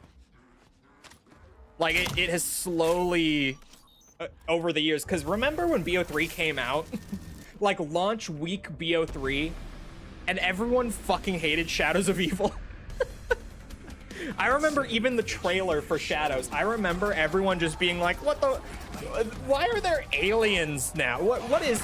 This is not my zombies. What is this garbage? The Shadows turnaround, like, over the last 10 years has been crazy. It's good. I liked Shadows. I never loved it back when the game first came out. I love it now. I do appreciate it more now as well. But just even, like, bro, everyone disliked that map on launch. And now it's at the point where it's like, if any given person does a COD Zombies, like, ranking, it's in the top 5 somewhere. It doesn't really matter who it is. Shadows pops up top 5 every time. Like, it's kind of crazy. My game crashed. Oh. I also just thought, that sucks because the TED task just appeared. I need to open my window. It's hot in here. Oh. It's okay. We should get a restore point, right? Although this relic has been fucking with me every time. So, like, of all the times for the game to not give me a continue point from the crash, it would be this time. Because this is genuinely... This game is the 3rd time we've gone to round 40 for this relic. And the craziest part, I've never died, like, in the relic trial. I've never even gotten into the relic trial for this one. I haven't. I think Buried is underrated. A lot of people like Buried a lot nowadays, too. Check if your bottle saved. The bottle does not save, which is a good reminder. Like, if you save and quit, or if you crash and continue, the bottles do not save. So that's actually a good shout. I have to melee a bear again. This relic is cursed. There's a reason they called it this. We're learning in real time why they named the mode Cursed. It was for this relic. Relic number 6 on Ashes of the Damned is the whole reason they named it this.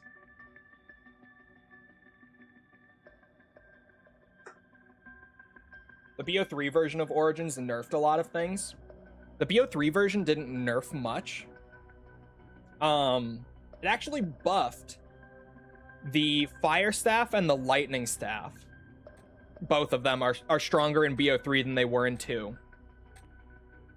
The big thing with Origins that everyone always realizes is that the Panzer on Origins is using the health values and the damage resistance values of the Der Eisendrock Panzer, which was intentionally made to be a much more resilient Panzer because the bows existed and were so good at countering him. So they gave him more health and stuff to balance it out. But that always just results in people playing Origins and being like, holy fuck, why can I not kill the Panzer? On BO3. On BO2, the Panzer is a lot easier to kill.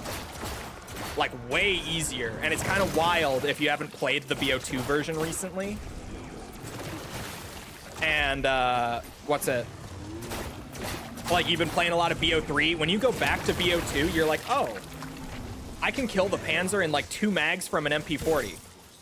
Because you can in the original, but not in BO3. In BO3, that guy will take, like, almost every bullet from your MP40 before he goes down.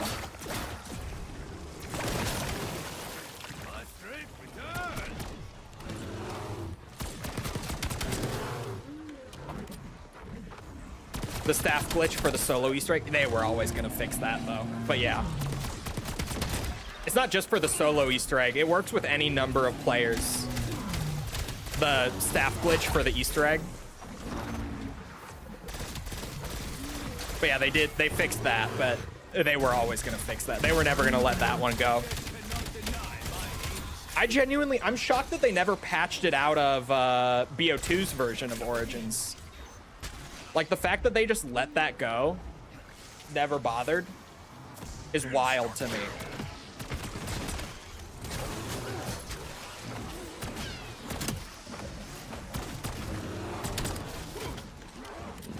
Honestly, that one bear that I've been dumping into, oh, that was the one, damn it. I was gonna say, he has to be so low, I should just knife that one and kill the other first, but then I shot the wrong one.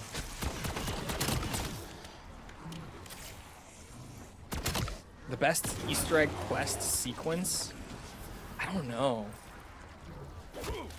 It's Origins. It is. I was saying I don't know, but it's Origins has the best Easter egg. It just does.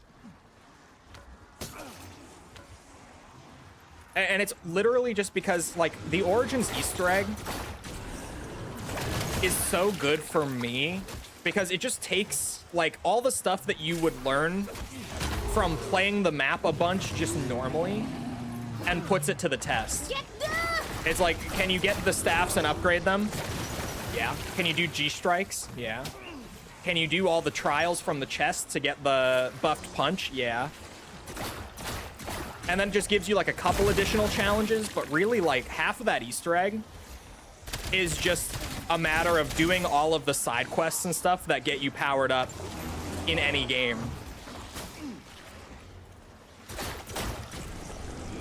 It's just a general test of, like, how good you are at Origins. More so than, like, this mega convoluted, there we go, series of puzzles that you would never find normally. Those are what you do for the staffs. I saw a thing a bit ago that actually explained how the ice staff upgrade puzzle works, and it blew my mind. Like, it's not just random matching where you have to pull up a cheat sheet. There's, like, an actual mathematical sequence that you're supposed to learn to be able to do it. But back in the day, everyone just brute forced it and made a cheat sheet out of it and totally skipped the math part of the puzzle. But, like, if you learn the math part, you can do it every game without pulling up, like, an image off of Google or whatever to do it. It just took, like, 10 years for people to actually figure out what you were supposed to do.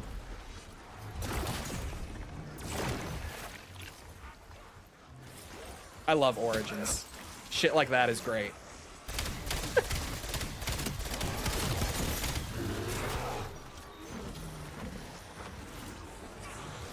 There's so much to love on that map, though. Like, the red dig sites are awesome. Maybe a bit of a hot take. Maybe. But I love the red dig sites for the increased perk slots. That's maybe my favorite way to get extra perks beyond the limit in any classic zombies. It is. The only other one that I like is, or like to that degree, is George on Call of the Dead.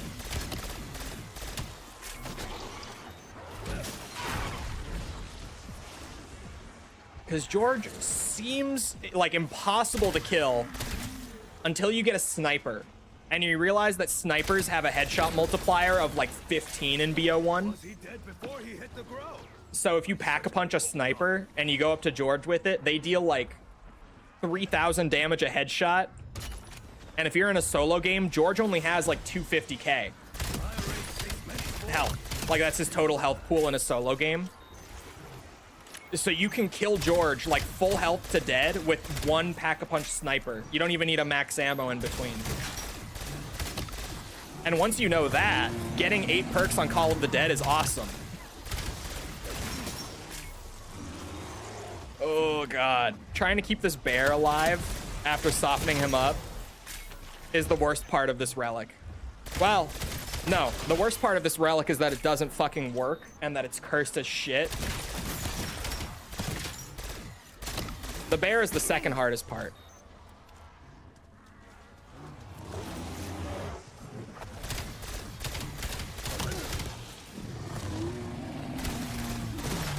Melee kill a bear above round 40, they said. It'll be fun, they said.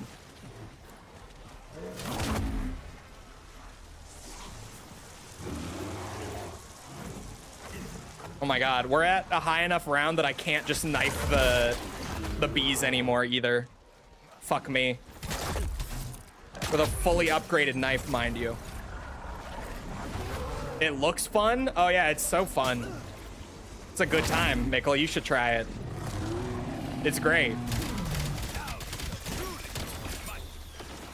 Some of the most fun in BO7 zombies, I think. He's still not dead.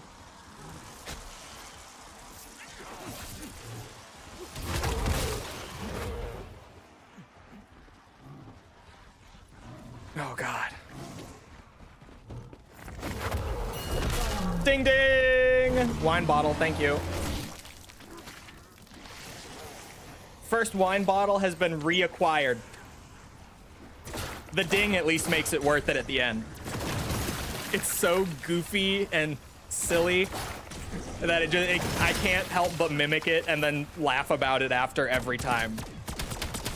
The wine bottle, or sorry, the ding sound from melee killing one of them makes up for it every time.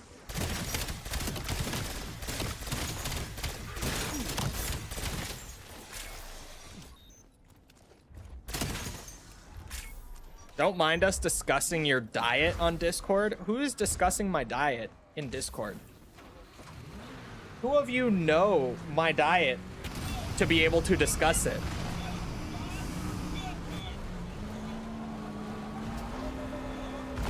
Is false feeding you information?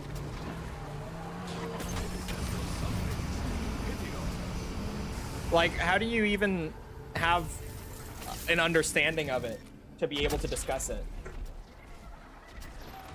Boiled chicken?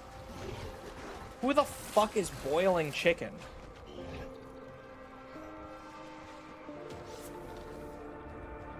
Not me. And Greek yogurt? Is it Sepper? Is Sepper bad-mouthing me? The Greek yogurt thing? Oh no, it's this image. I see. This is from like Reddit.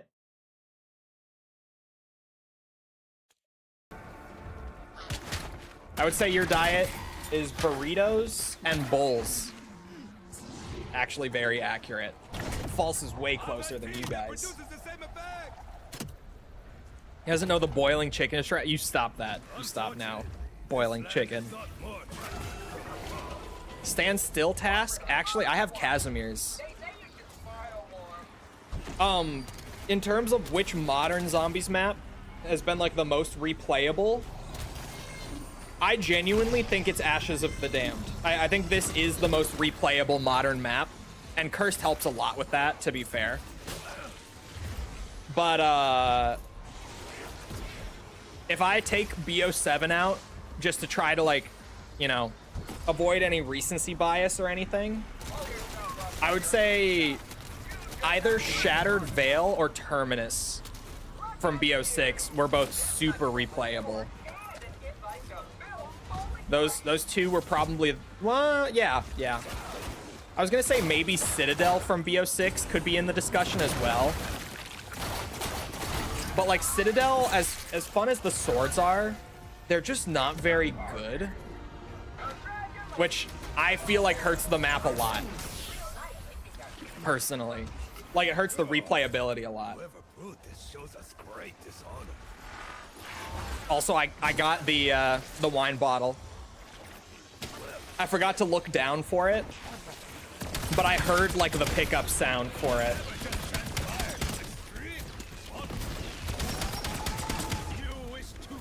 The side quests on Terminus are so good though, and Shattered Veil, but especially Terminus.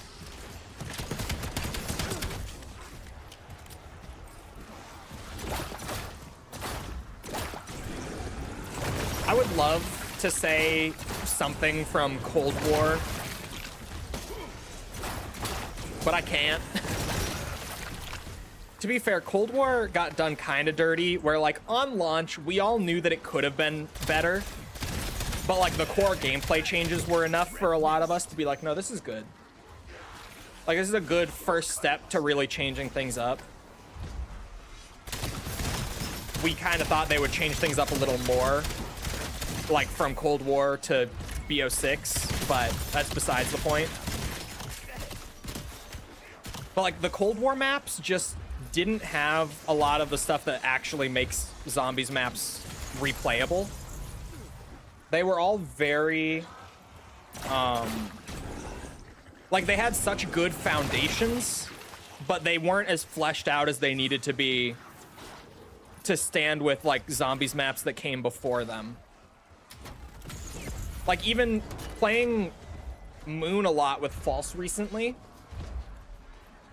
BO1 Moon has like more shit going on and more replayability to it than like any Cold War map does. Which might sound insane, but it's true. To be fair, Moon has a lot going on compared to any other map from that time period.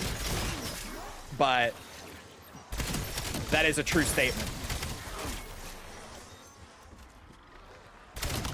Like Moon, way back in BO1, had more depth to it than any of the Cold War maps did. Mauer was a lot of fun, though.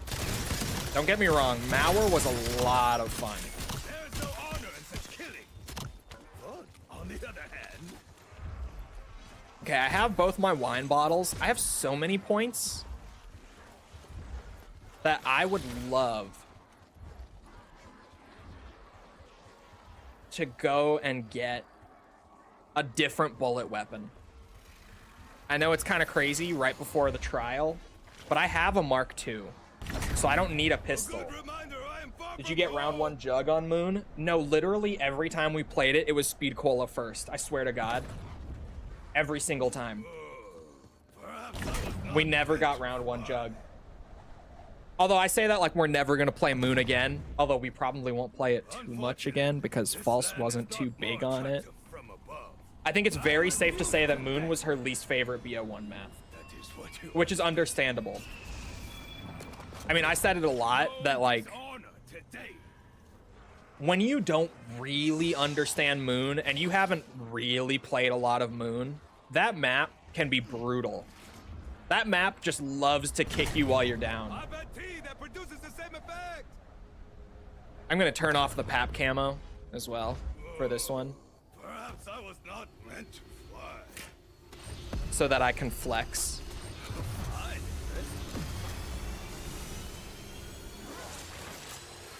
Moon has a huge learning curve. It's such a big learning curve.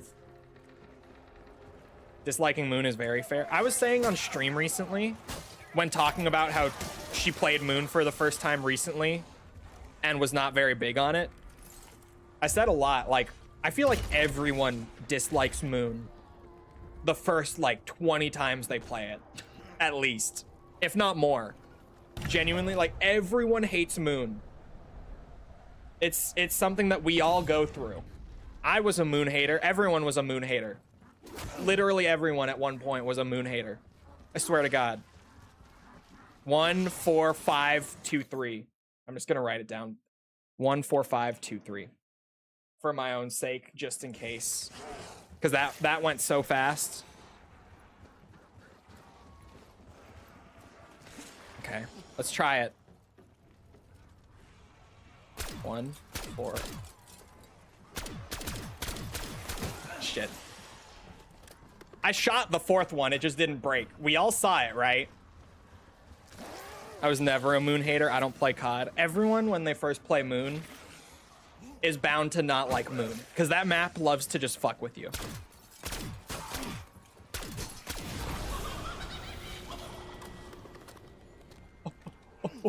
Oh, you hear that? You hear it, chat? That was a completion sound. The portal is open. Now watch me die in this round 49 relic trial. Coming in hot. Relic trial death. The first time I finally get to it. It's happening. You just wait.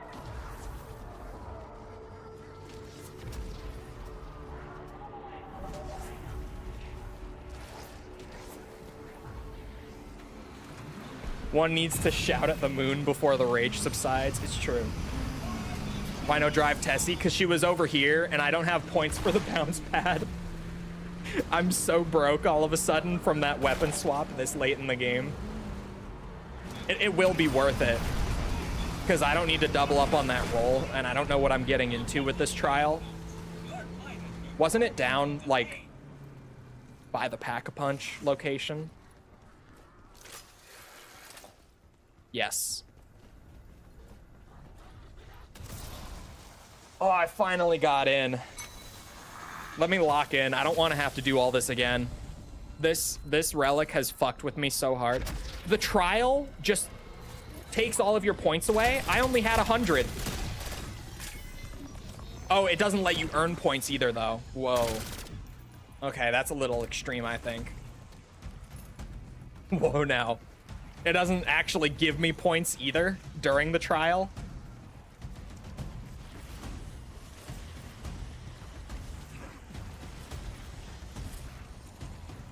The skybox in Area 51 after the Easter egg, though, yeah. Moon, like, the Easter egg is so cool, and the lore on that map is so good. But the gameplay is so, like, the opposite of new player friendly. It's insane. Moon is a map that you can only really appreciate once you've really learned it. Because, like, even just playing it with her and, like, doing the Easter egg with her, right? Bro, I was constantly, like, going to grab the hacker for this or that and use it to, like, do this a little better, do that a little better, like, squeeze some efficiency out of the map. She's just like, I shoot zombies in the biodome. Because the difference between, like, playing Moon 5 times and, like, 100 times is insane, right? It's just, it takes so long to wrap your head fully around, like, everything that you can do on that map. And once you know it all, it's so cool. Like, there's so much there. It just takes forever to learn it. And it's like, it's no slight to her either, right? It's just, that's just how the map is. Everyone goes through that curve. Everyone starts out with, I kill zombies in the biodome. Everyone starts there. We all slowly grow from there as Moon players.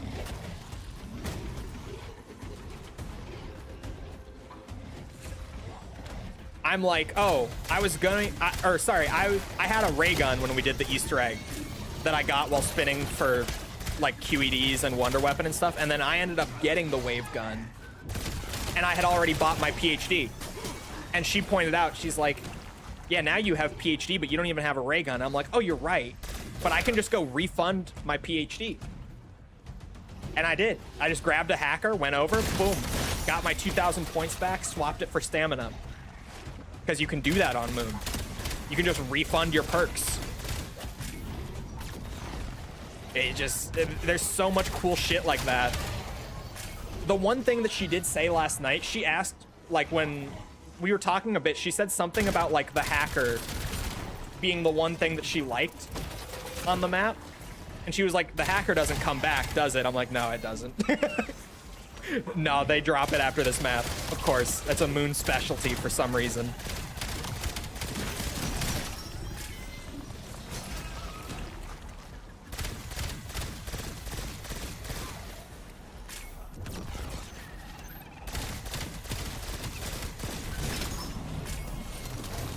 I have no Mark II ammo.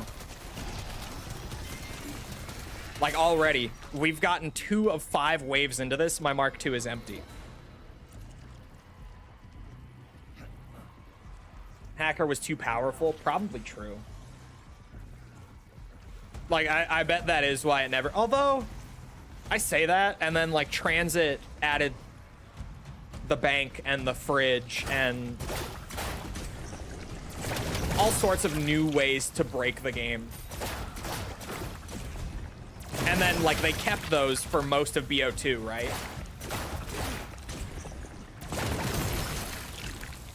So I don't know. I don't know.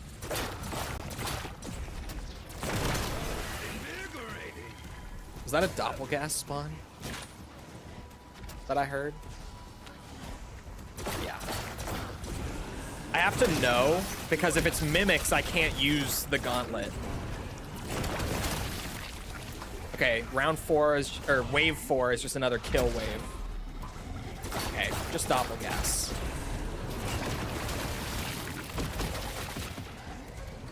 A lot of them, though. Like a lot. Like a whole lot.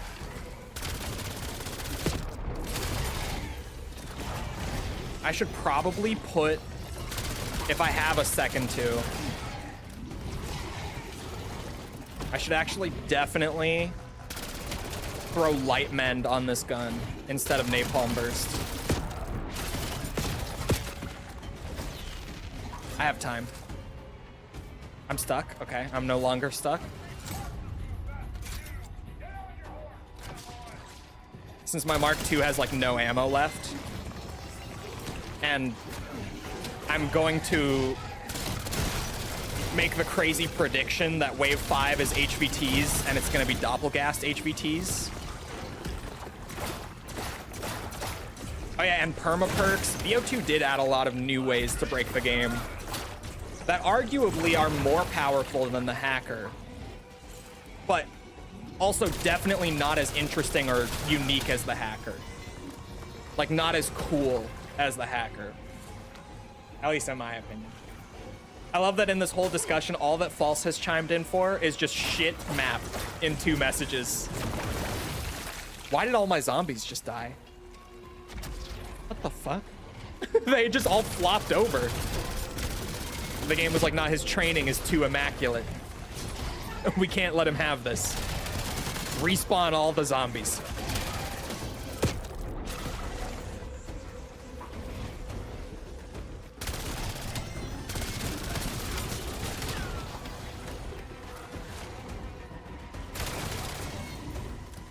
These doppelgas spawns are fucking crazy, though. Like, just me? Can't just be me. Your spirit is released from this place. HVTs. Where are they? One more wave.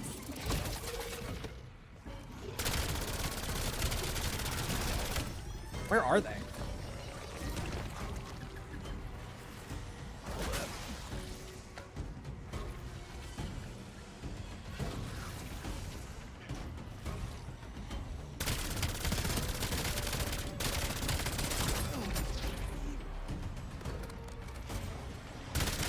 There's one. What the fuck?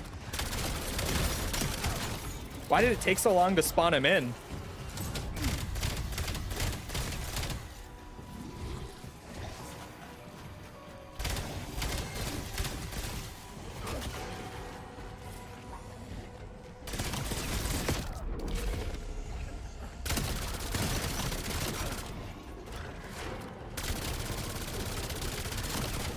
Okay, there's 2. 3. There's 3. Oh, Lord.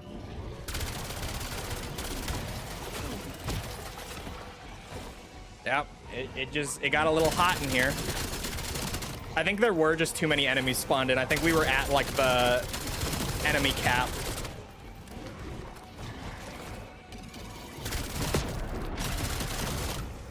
Which is funny, I've never seen that happen. Where like it's trying to spawn the boss, but it can't because there are too many zombies spawned in. But it does seem like that's what happened. That's 1 down. Thoughts on World War II zombies? It's among the one I've never... I really like a lot of World War II zombies. It's not my favorite. It's very rare for it to be someone's favorite, unless you're Rizzo.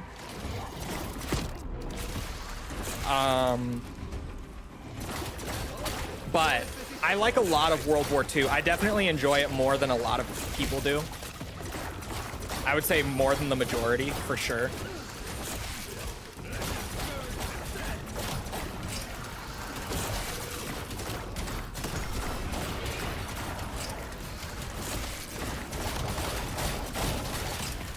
But World War II is very map dependent, where like the launch map was amazing. And then everything else after was kind of... It varied a lot. The quality was all sorts of ups and downs throughout the rest of the season. But the launch map, that was where it was at. 2 HVTs down.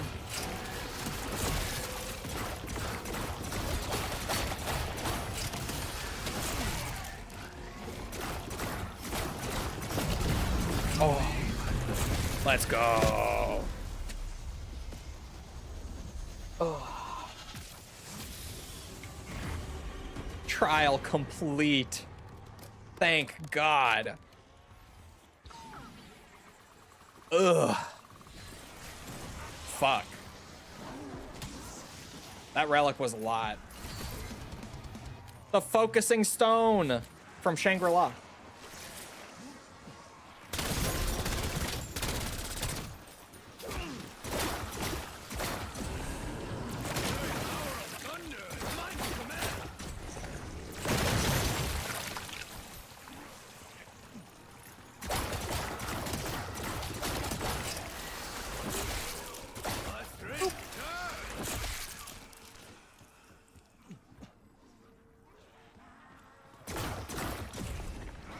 Yeah, the designs and stuff, like the art direction in World War II was probably the best part.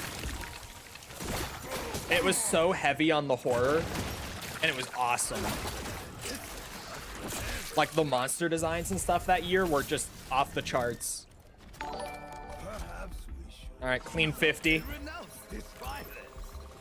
I got my relic.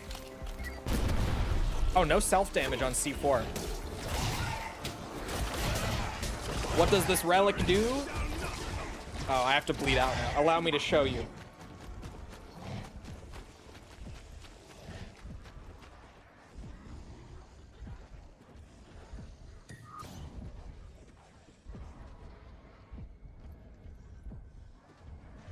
It's always been my take. Hey, I'm a BO4 enjoyer. I think BO4 has also just aged well. Oh, I had PhD. You're right, I did have PhD. That's why. I think BO4 Zombies aged really well. Because, like, a lot of the mechanics weren't great, but I think now, especially in, like, a post-Cold War timeline, people appreciate the complexity and the depth that BO4 had a lot more than they did when BO4 was actually out. If that makes sense. Because like BO4, every map in that game just has so much to do. Like such an even classified as like the simplest of them, and there's so much in that map, like in terms of quests and all that you can learn and do. Little baby, little piss baby. Did you piss your pants, baby? Little piss baby. Jake Paul and Andrew Tate got bodied in the same week. It's been a Christmas to remember. It has been. Oh, why did I go to loadout? Like that's where the relic is. You guys ready? Check this out. Cursed. The 5th relic has still not been found. No self-revive kits. The focusing stone. No self-revive. Oh. Oh, I have to add the pen. Oh. I would rather have the mimics than no drops. I would.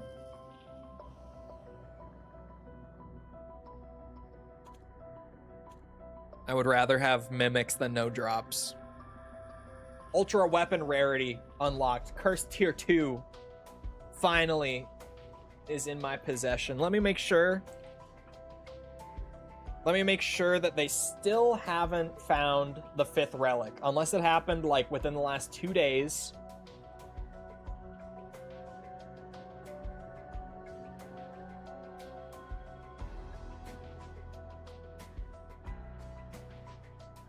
Hold on.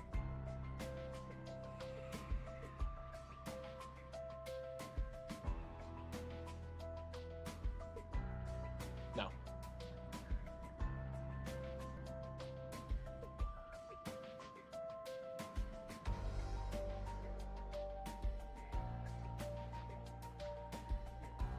Nope, they're still hunting for it.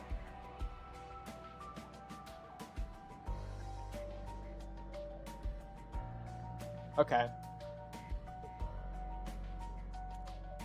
Could you do some of them from Astra to mix it up? I was gonna do tier 2 quest. I was just gonna go right into that. We'll end up getting like a nice mix once I've knocked out everything that is found currently. Mostly just because there's still a missing relic on Ashes, and then I think only like 3 of them have been found on Astra. Are the relics like skulls from Halo? Pretty much, yeah. Where they're like optional challenge modifiers. They're only usable in Cursed, which is like the mode that plays a little closer to Classic. Although, in my opinion, this is better than a Classic mode would have been. Like having it to where it is kind of a classic mode at like the base of it with the point system and just some other small things like that have a pretty big impact. I like that they left all of like the modifiers and the changes as optional things that you do quests to unlock. Nah, just step out there.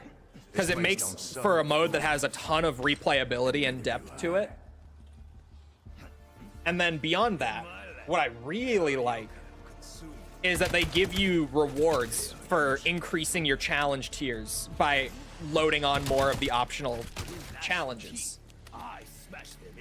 Like the golden armor is the tier 1 reward for having like enough difficulty loaded up. That's a mimic. Mimics are back this game. I will turn them back off once I have a tier 3 relic probably, because I would rather not.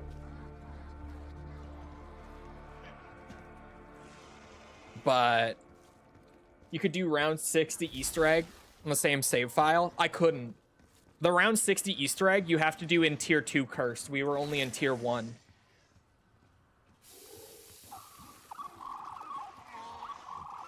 Your screams died on the wind. Oh, he's gonna wiggle off of me, I feel like. But point being, I like this a lot more than I would have liked just a straight up classic mode. I like that it incentivizes you to play the mode a lot and really dig in deep to get more of those modifiers.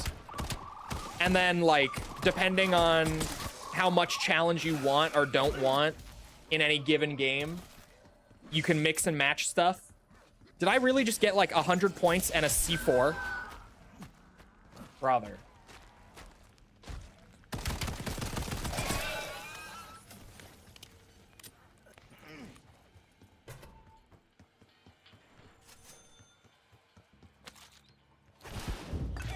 And then I think that adding rewards for completing the Easter egg in every tier of difficulty was also a huge play. Like giving new map-specific Pack-a-Punch camos for each and every tier of Cursed completion for the quests. While some people might be like, I don't want to do the Easter egg quest 4 times to complete the Cursed grind, I like that it gives me reason to do the quest more than 1 time.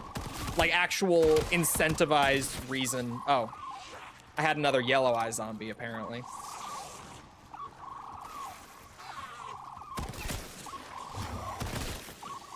But like for me personally, like one of the things that I love is the 4 perk limit, right?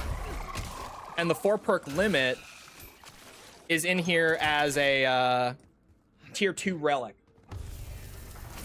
So it adds like a pretty moderate amount to the difficulty scaling, at least as far as the game is concerned. I don't think it makes the game all that more difficult, but it comes down to the individual, I guess. And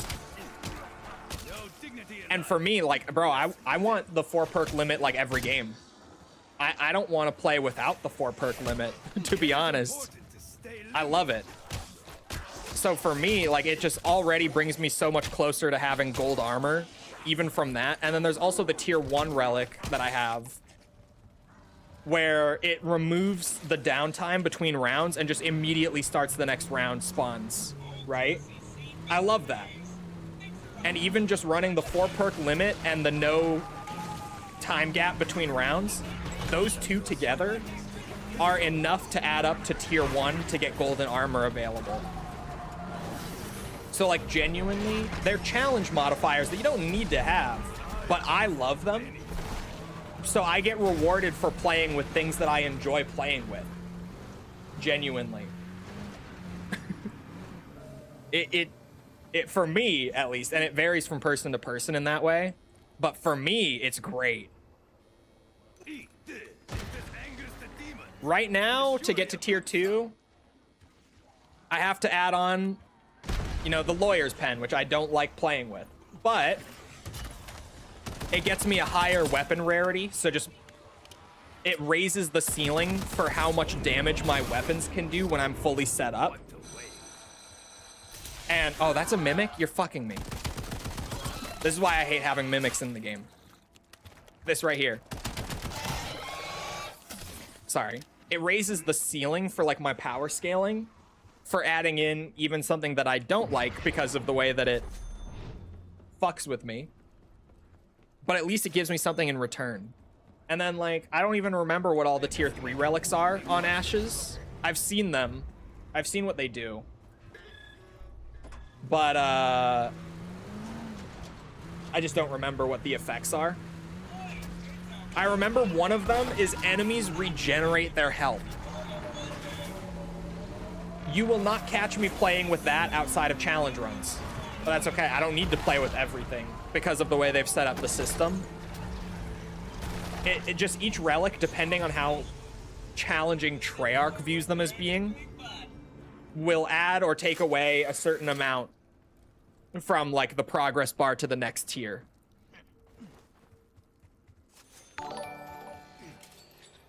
This is only 500. How much is the Akita? 750. I can get that really soon, actually. And yes, the nade trick for those is beautiful. As long as you have 2. I wonder if they'll add more tiers. That's what I was saying earlier. I think we need a tier 4 for people to like really get hungry to hunt the new relics again. Because the fact that they added 6 new relics on Astra, but only 3 of them have been found so far in the amount of time that map has been out, really just illustrates like right now, because it caps out at tier 3 and we have discovered enough relics to be able to mix and match and reach tier 3 already, there's not too much desire within the community to like go out of their way and hunt the rest of them. There are people who still want to know everything and like get everything, who are working on it, but it's not a whole lot of people. It's a pretty small amount, actually. Like, putting it into perspective, it's not a whole lot. So I feel like there needs to be something more to get people hunting like that again. You know? But then, like, I don't know what you add. They already added, like, a new armor tier, a new weapon rarity, and a higher tier of Pack-a-Punch. So, like, what more do you do, right? How much further can you really take this idea? That's a mimic. I only realized, oh, that was also a mimic. Don't throw me off.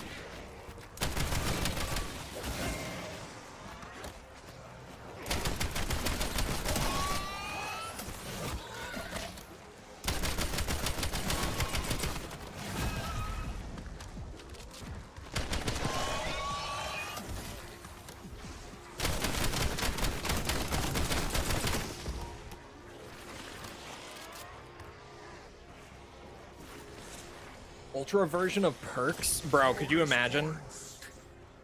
That would be ridiculous. Like, even if it was just the usual perk, like the base perk effect, but amplified, that would get people hunting for tier 4 shit. Tier 4 curse stuff. That would get people on it immediately. Like Jug, but it raises your health to 300 at a base instead of 250 at a base. Melee Macchiato, but it just scales your melee damage more. Speed Cola, but you just reload faster, even faster. Faster, even faster. You know what I'm saying. You reload even faster. Like, if you just even scaled, like, the base perk effect by 50% or whatever, as, like, a tier 4 reward, people would be all over that shit.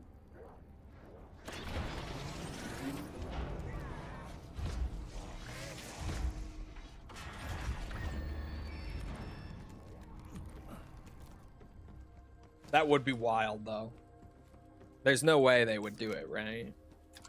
Surely not. Such a refreshing delight. Oh, man. I'm forgetting to do quest stuff already. It's been a long time since we've actually run the egg. The tier 2, even just with there only being 2 of them that are currently found, the tier 2 relics took so much effort that I have to, like, sit here and remind myself how to do the quest now. I ran her over.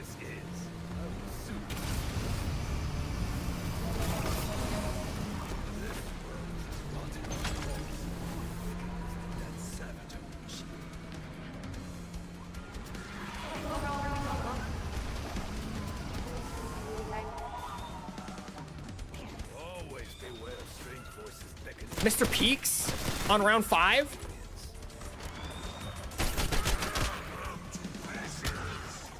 Hold the fucking phone. My run is blessed?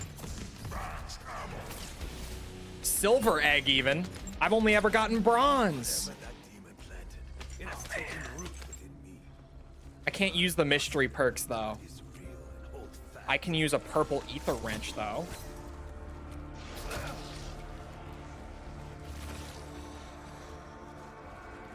I would love Casimir's if I didn't need my stuns. It spat out 5 perks? Bro, you know how much that upsets me that I can't grab them? Oh my god.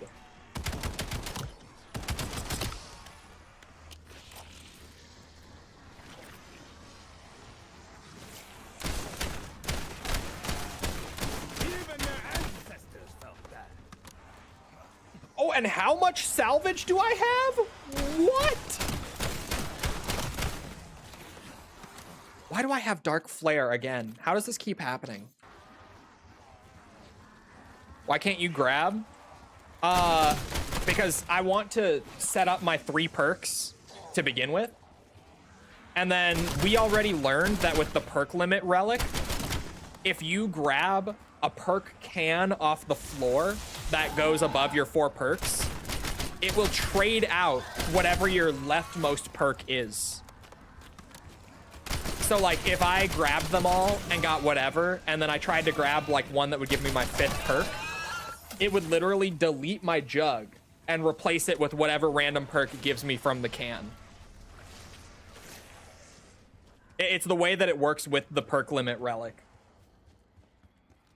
It's like the one thing with this relic that sucks is that cans off the floor you can't grab because they'll fuck you. The way that it's been implemented. If it's a random perk drop, those are perfect. But the perk cans with this relic don't work. BO7 zombies good, very good. Although, like, if you hate modern zombie systems, this won't change your mind, is the one thing that I always throw in there. Like, this still has weapon rarities, like tiered pack-a-punch, all that stuff. But if you don't mind those systems, this is definitely the best iteration of modern zombies. Like, hands down. Even if you do hate the systems, you'd probably still feel that way. But I'm just saying, if you like despise the weapon rarity and all that stuff, then this won't get rid of that for you. I don't mind modern zombies, but I prefer old versions. That's the same boat I'm in. And I've been kind of hooked on it, particularly because Cursed is so good. And Ashes, just the launch map is also so good. Oh man, the purple rarity on the pistol this early goes crazy for these. What the fuck? Just like that. Okay. Open this up. We should have sufficient power now, yes? Oh, I need to do the horse thing, the spores.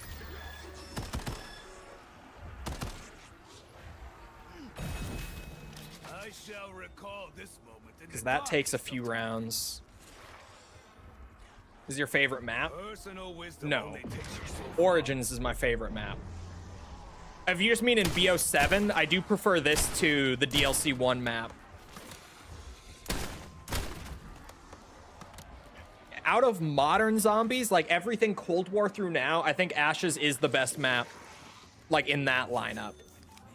But overall, I am an Origins man at heart.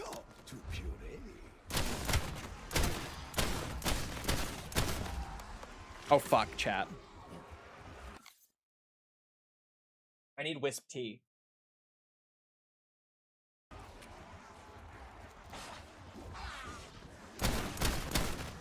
Uh-oh. If you do the Easter egg, it gives you... Ah, shit. BO1, BO3, BO2.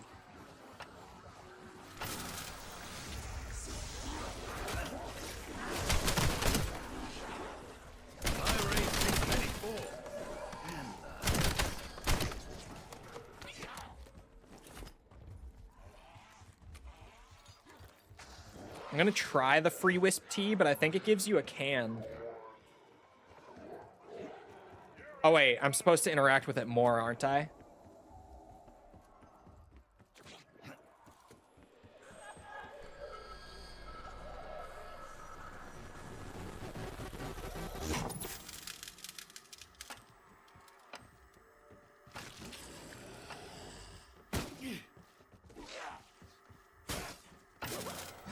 There we go. Now they'll be somewhere in the basement, I think. Yeah.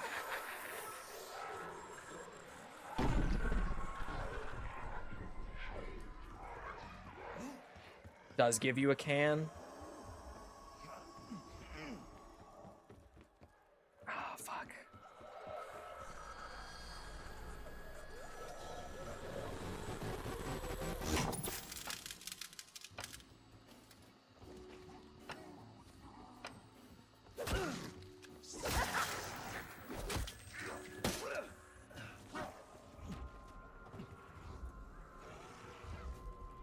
The fuck? I thought I heard them.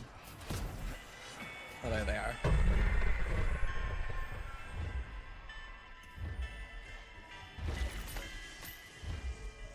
Shit.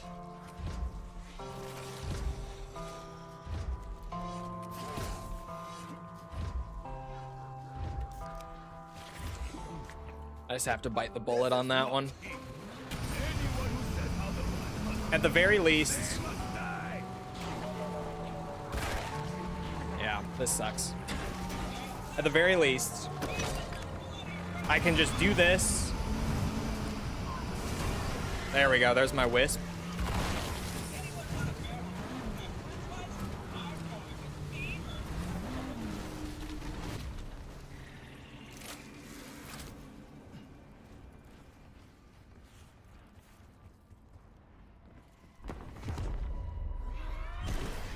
There, that's the only thing we need it for, so I could just swap it out now. For whatever I may want. No Judd. I'm just gonna buy it back, but... Yeah, that was a mistake. At least I know the Akita strat now. So, like, it won't hurt us much. Why in a cat? Should it not be? I retract my statement. You should.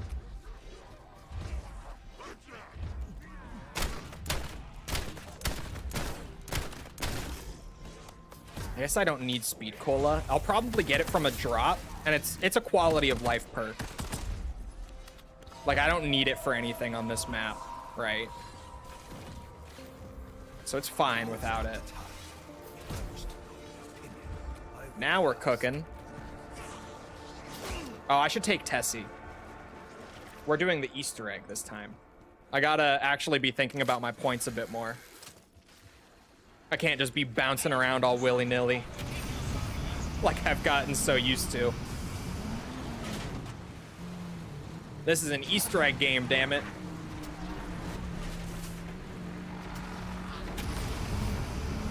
Oh, I should head over to Diner after this too and try to get the freezer open.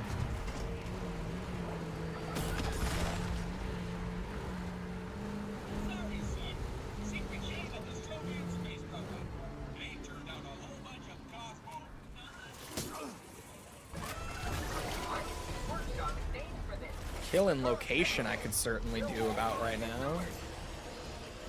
Just right here?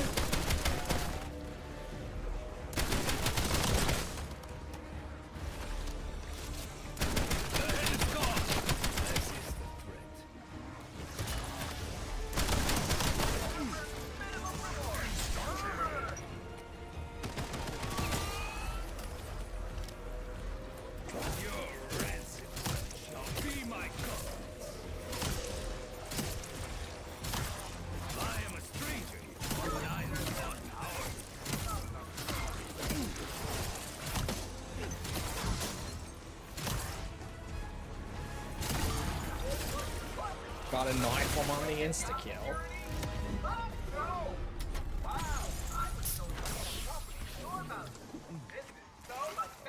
You know, we will take a mule kick, actually. That works. That definitely works.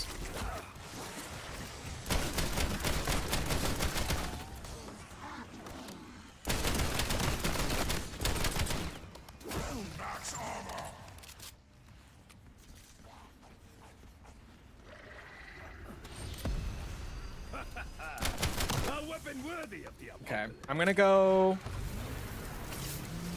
do the gauntlet since I have mule kick right away. Is your mule fully leveled? No. No, it is not. But since we're in Cursed and doing the quest, I can immediately get my gauntlet since I just got that additional. And just have it. Along with my point weapon and like my actual killing weapon / self-revive weapon in the pistol. Like that works for the first extra perk of the game. Just remember the weirdness of Infinite Warfare zombies in stark contrast with this. Yeah. Hey, Spaceland was so good though. Like Spaceland was such a blast of a zombies map, genuinely. That might actually be a top 5 map for me. There's a lot about Infinite Warfare at like a base level that I don't love, but just that map specifically, that's gotta be up there. I forgot we had an ultra rarity available, 8,000 salvage, chat. But since I got immediately shot up to purple and given enough bonus salvage from Mr. Peaks on round 5 to get legendary already, that seems attainable within the amount of time the overall quest will take. That seems very attainable.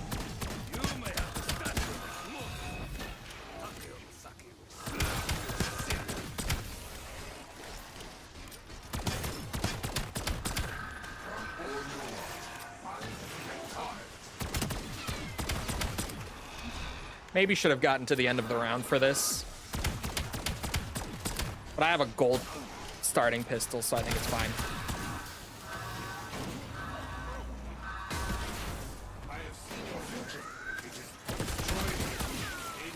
Agree to disagree on what?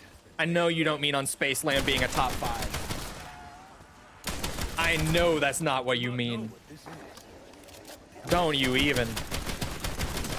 If I could accept not a top 5 actually, but we all have to acknowledge at least top 10, right? Certainly. I feel like it's hard to argue with Spaceland being a top 10. Top 5 I'll accept, fair enough, but top 10, come on. You gotta, even with the janky hitboxes, yeah. The map is just so good. Like, if it didn't have Infinite Warfare's general jankiness behind it, Infinite Warfare's zombies, I should specify. It is specifically the zombies in that game that can be so janky. If it didn't have that, like, working against it, it would be like an undisputed top 5. Top 10 as the 10th. Mikkel, I want your top 10 now. I want to see it. You've piqued my curiosity. How many maps are you putting above Spaceland, and which are they? Now I really need to know. He's a mod. I can call him out like this. I want to see it. I want the Mikkel top 10. I swear to God, if Liberty Falls is in there, I'm gonna fucking lose it. I have a feeling it will be.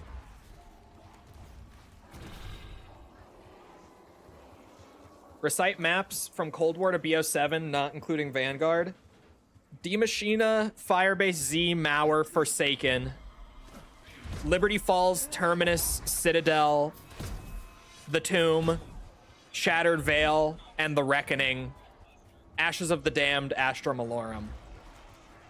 That was pretty good. That was all of them, not including Vanguard. That was pretty good. I'm patting myself on the back for that. That was surprisingly clean. That's my list. Oh, he's trolling me. He's just fucking with me. But that still hurt. Bait used to be believable and all that, but that still hurt. Ouch. Ow. Also, that was 11 maps, wasn't it? Yeah. Can't even pick that up yet. Diner, that's what I was gonna do. Oh, and Klaus, actually. I'm gonna do Klaus first. I can do Diner later because we'll have more zombies in like 2 rounds. So it will happen faster. Oh, I forgot the foot, actually. No, hold on, I need to get the foot. I need to get the human bones while I'm thinking about it, because I'll forget. Whoop. You can tell it's been a minute. I forgot, like, one of the earliest parts that you can collect.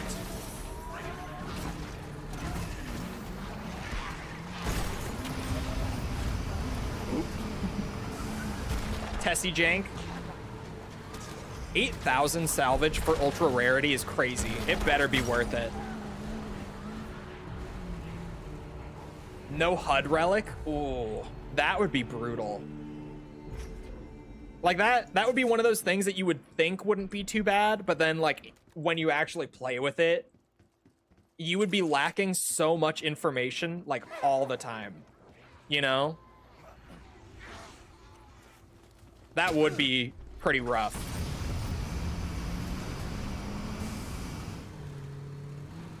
That's my list, he says.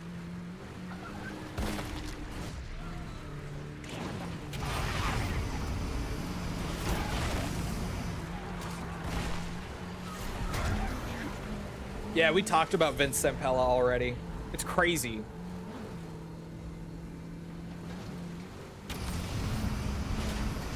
Gotta be a tier 3 if they do it. Yeah. I actually, like, weirdly could see them doing it.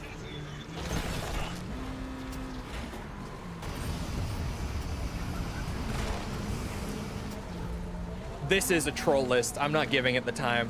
I mean, I am, but what the fuck did I just see at a glance? D Machina #1, Liberty Falls #2. Transit #3, Town #4, Forsaken. Outbreak. Astra Malorum. Shino Numa. Vanguard. Yeah, this is a troll list, because he even said don't include Vanguard. He is trolling me. Nuketown, Spaceland. Mickle. Oh, Mickle. What the fuck? Wait a minute. I'm dumb. Chat. I grabbed the tomahawk and then dropped it for the Molotov. I didn't even use the tomahawk yet. It's been a minute. It's been a minute.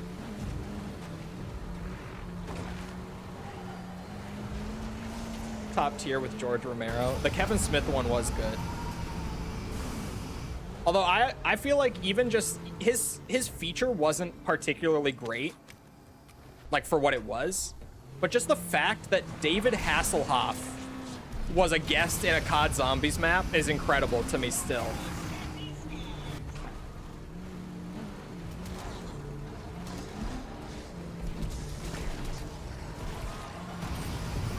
And he was playable, mind you, as was every celebrity feature in Infinite Warfare, but like, what?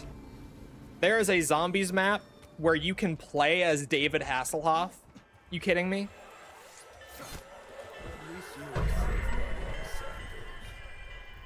The dude from the first SpongeBob film? That dude. That's him.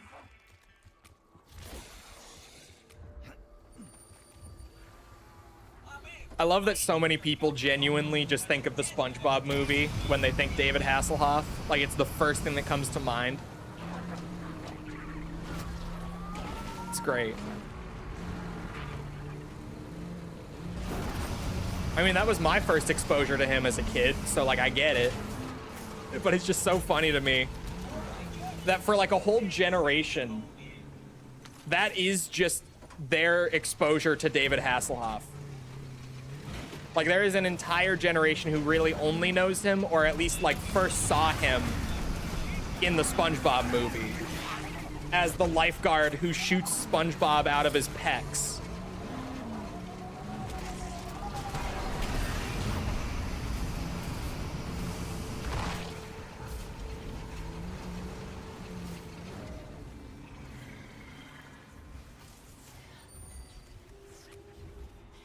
Okay, come on.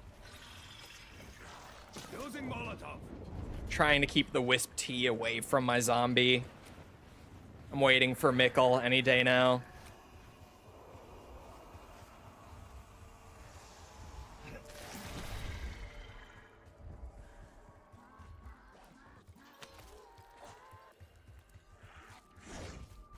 I was debating putting Extinction as #9 and Onslaught as #10 instead of Spaceland, but I was being nice.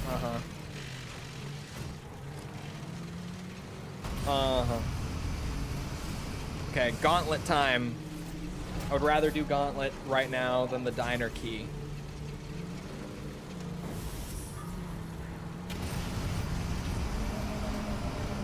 Yeah, that's true.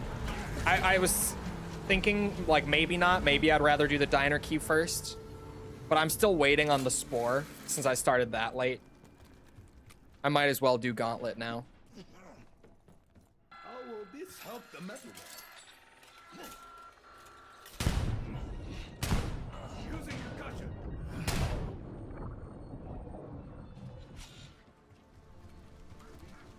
Klaus is up. I have stamina up. Fuck the zip line. No fall damage. Major augment is goated. Don't let anyone tell you otherwise. Should have been a PhD augment or just a base feature. I don't know why they took that effect away from PhD to this day, but still goated.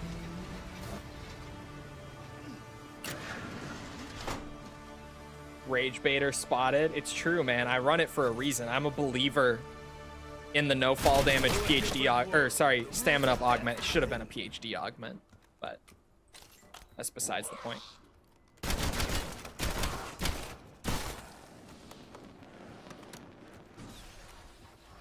It seems the metal man did us a favor.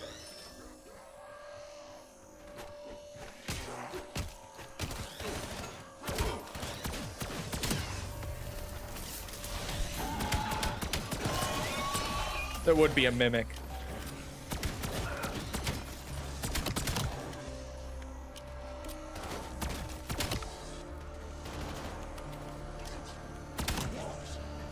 Oh, not me? Okay. Good. Look at this thing. No one cares about aesthetics anymore. I was gonna say, did I not bring Tessie here? What am I doing? Glad I did. Oh, that was Master Prestige for the starting pistol right there. I saw a camo pop up, like a unique camo. That was Master Prestige for the starting pistol.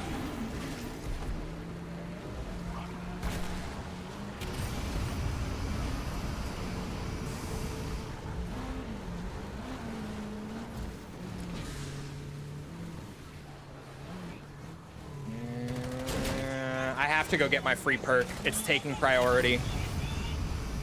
There's no time limit until I put it into the first generator. I won't be able to sprint, but that's fine. I can work with that. It's round 9 and I have tier 3 armor.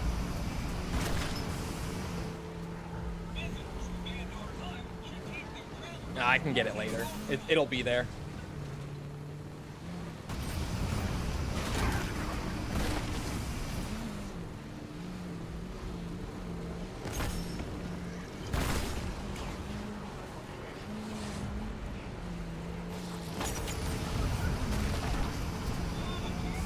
Tier 3 armor and gold pistol, exactly.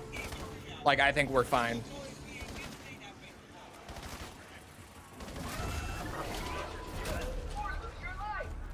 I thought it was gonna be... Okay, okay.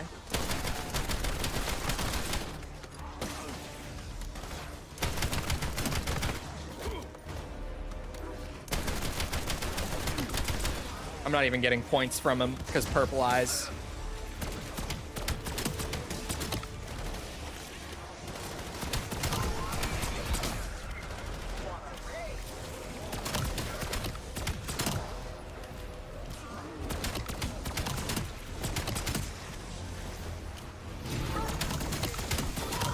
Pleasantly surprised that it's not the jump pad. I came here totally expecting to do the jump pad while not being able to sprint.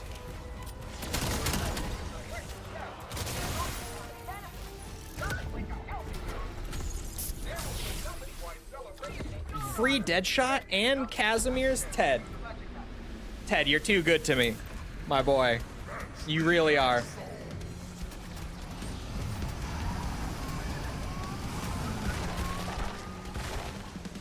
I would love a speed cola though, Ted.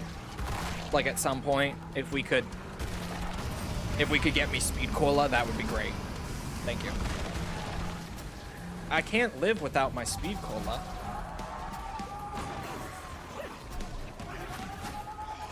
Gotta do the trap kill while I got these guys.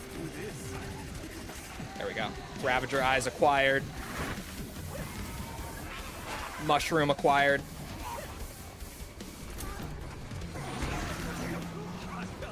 Bro, we're already up to 5,800 salvage too. We're gonna be able to try the ultra rarity this game for sure.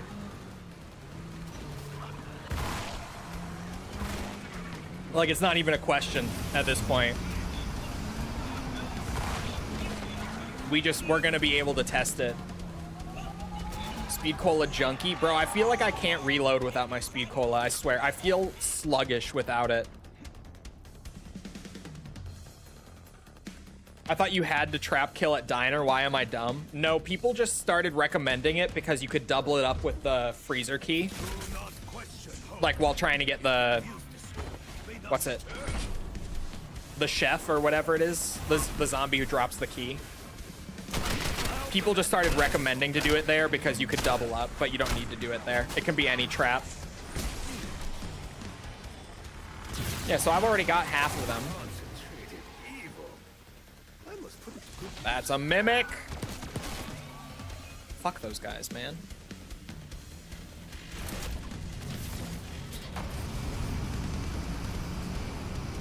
The waitress. Yeah, I couldn't remember which one it was. We've been in a handful of games. Bro, thank God we don't have the old, like, loot box in disguise gobblegum system. I know the IGN reviewer who was tasked with doing BO7 Zombies said that the gobblegum system in the new games is still, like, super predatory and gross. I just disagree, at least compared to what it was before the newer games. Like, we are so blessed to have the system that we have now compared to what it was before. The BO3, BO4 system was horrific compared to this. My max ammo I have to scoop out of the air while carrying something that lets me not sprint. That's on a timer to get over to farm now, which is great.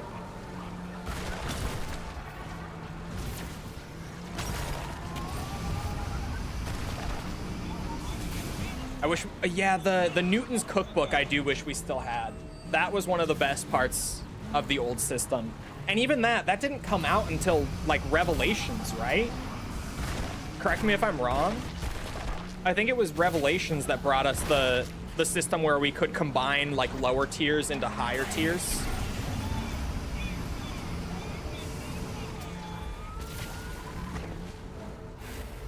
I feel like that didn't come in until, like, really late in the game.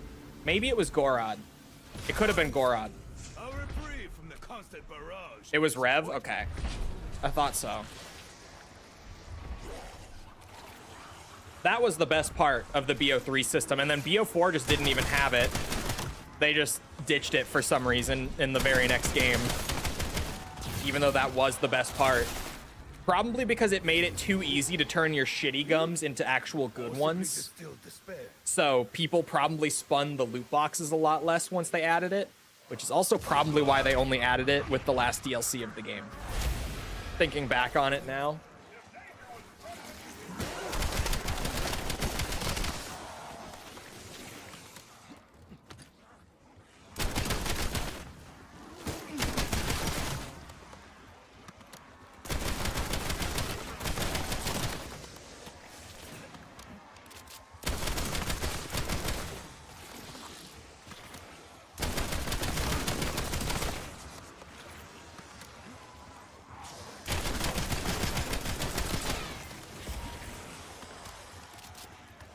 Insta-kill?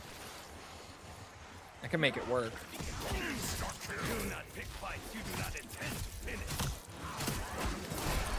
Oh, not the Wisp T. I hate Wisp T. At least for doing quests, I hate it. I generally don't mind it as just, like, extra damage. But for quests, it sucks. Wisp Sitter? No. It wouldn't prevent this issue. where I have insta-kill and a full horde I'm trying to points max on, and Wisp T just immediately kills half my horde.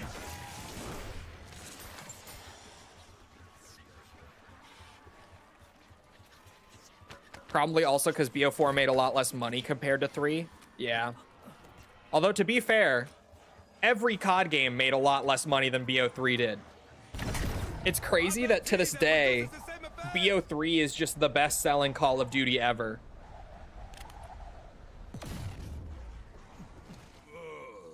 Perhaps I was not meant to fly. Pythagoras, the Dot, and the Snowflake. Unfortunately, this land is not more attractive from above.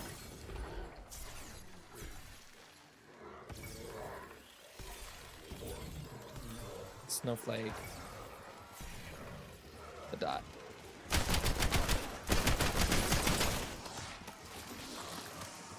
BO3 is the only one I've played. See chat? The BO3 effect is real. It is wild, like, because I always find myself thinking that, like, MW2, the original, or, like, Black Ops 2, or, what's it? The original MW3 were, like, the most popular CODs, but they weren't. Like, Black Ops 3 was, I think, followed by, like, Modern Warfare 19, if I'm not mistaken, at number 2. Which, woof. That says a lot about the COD community.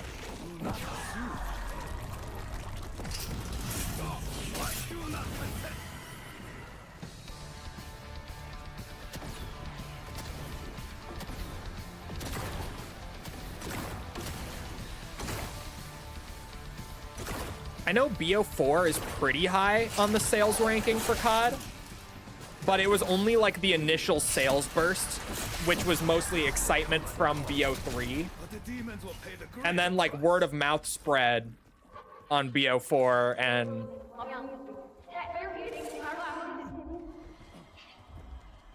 BO3 has Chronicles too, which is true. Because it's also like crazy COD trivia is that BO3 Zombies Chronicles is the best selling DLC, like the most sold DLC on PlayStation ever was the Zombies exclusive DLC for Black Ops 3. Great statistic for the Zombies fans, but kind of crazy when you actually like really take a second to think about the scale of that. Like BO3 was huge compared to other CODs, and it's so easy to think that like so many other games were bigger. But no, BO3 was massive in scale. And yeah, like the marketing for that game was crazy.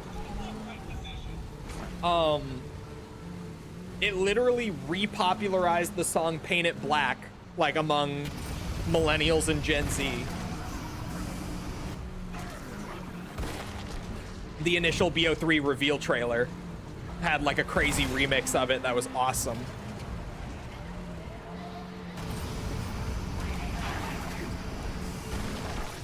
Isn't it the best selling on Steam as well? That I don't know. BO3 Easter egg songs were so hit or miss though. Bro, they really weren't. They were so hit and not miss, to be real.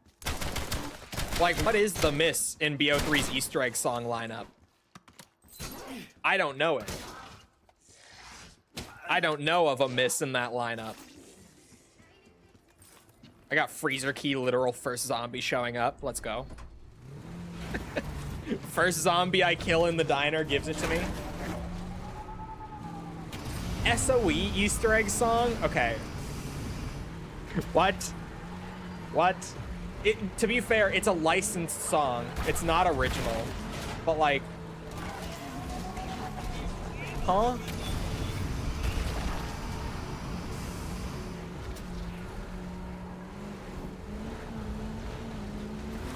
Whoop. Shit. Throw the laser beam on this bitch. Let's go.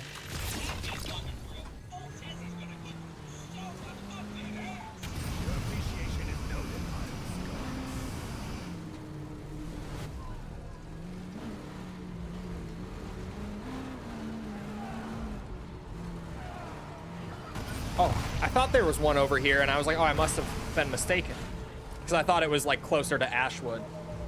But no, there it is. That's such a weird spot, though. Is that even one? Okay, yeah, it is one. I was like, can I even hit that? Oh, bro, I thought that was a ray gun. The quest item.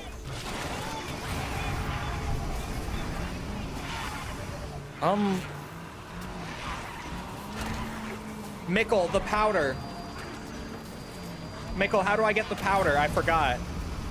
Oh, never mind. I remember the mirror. That's the Wisp T-step. It's the mirror. I remember. I got it.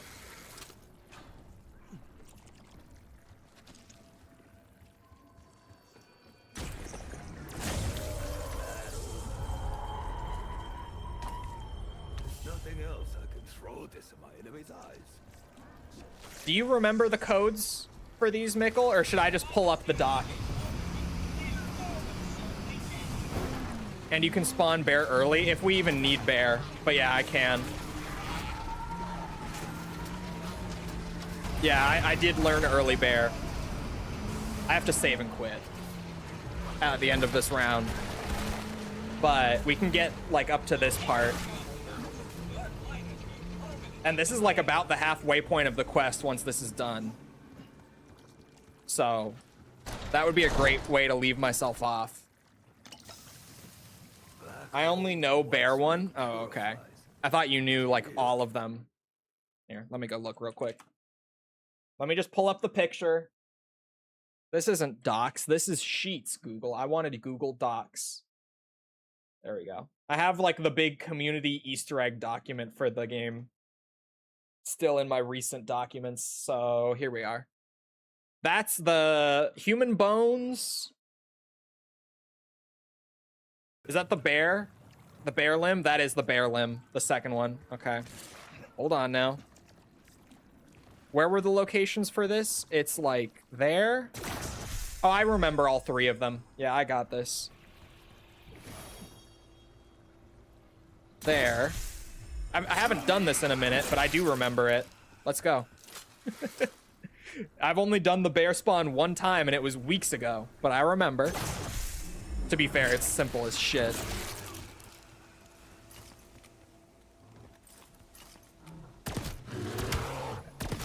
Soften that boy up just a bit.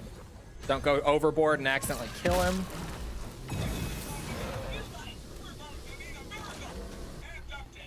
I could have done more. Can't blame a man for being too careful, but I could have done more. I love the cursed pack-a-punch camo on the gauntlet, man. Like, talk about something that just looks good.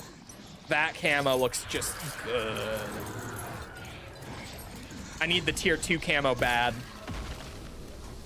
from this quest, hopefully. Although they rebuffed the boss, they reverted the nerf for cursed mode.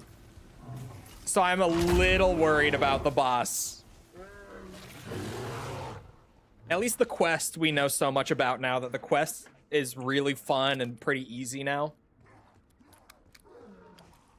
compared to before.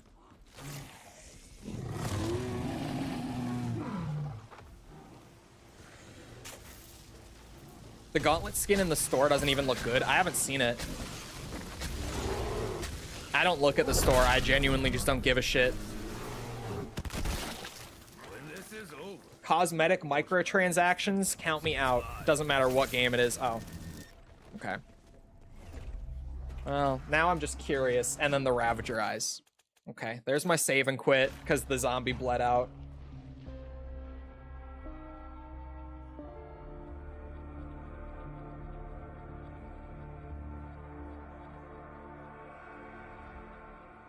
We got good progress, though. We're into tier 2. About halfway through the quest. I literally just have to do that step, and then we're at, like, the halfway mark. almost have enough salvage in that game for tier 2, or sorry, for ultra rarity weapon upgrade, which is going to be sweet to see. Although it's probably the most underwhelming cursed reward, in my opinion. Unfortunately, the tier 2 one is the most underwhelming. I feel like golden armor should have been the tier 3. Genuinely, like, gold armor is so good to have. It should have been the latest reward.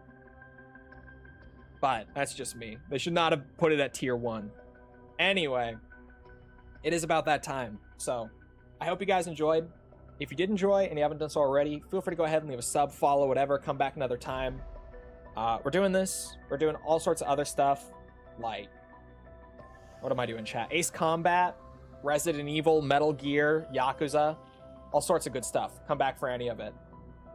Also, if you enjoyed, feel free to leave a like on the YouTube side. Helps out with algorithm and stuff, so I appreciate it. Thank you if you've done so already. Thank you if you're about to do so. If you're looking for links to anything else outside of Twitch or YouTube to engage with the community, check out links in the description below. Things like Twitter, Discord server, whatever. Those are all down there. Pachi slots when? Soon. Hopefully the finale. Other than that, once again, I hope you guys enjoyed. I hope to see you always back here next time. I hope you all have a great rest of your day. Thank you for the new members and stuff. I appreciate it. And I hope to see all of you guys back here next time. Thank you for coming to the stream. Goodbye.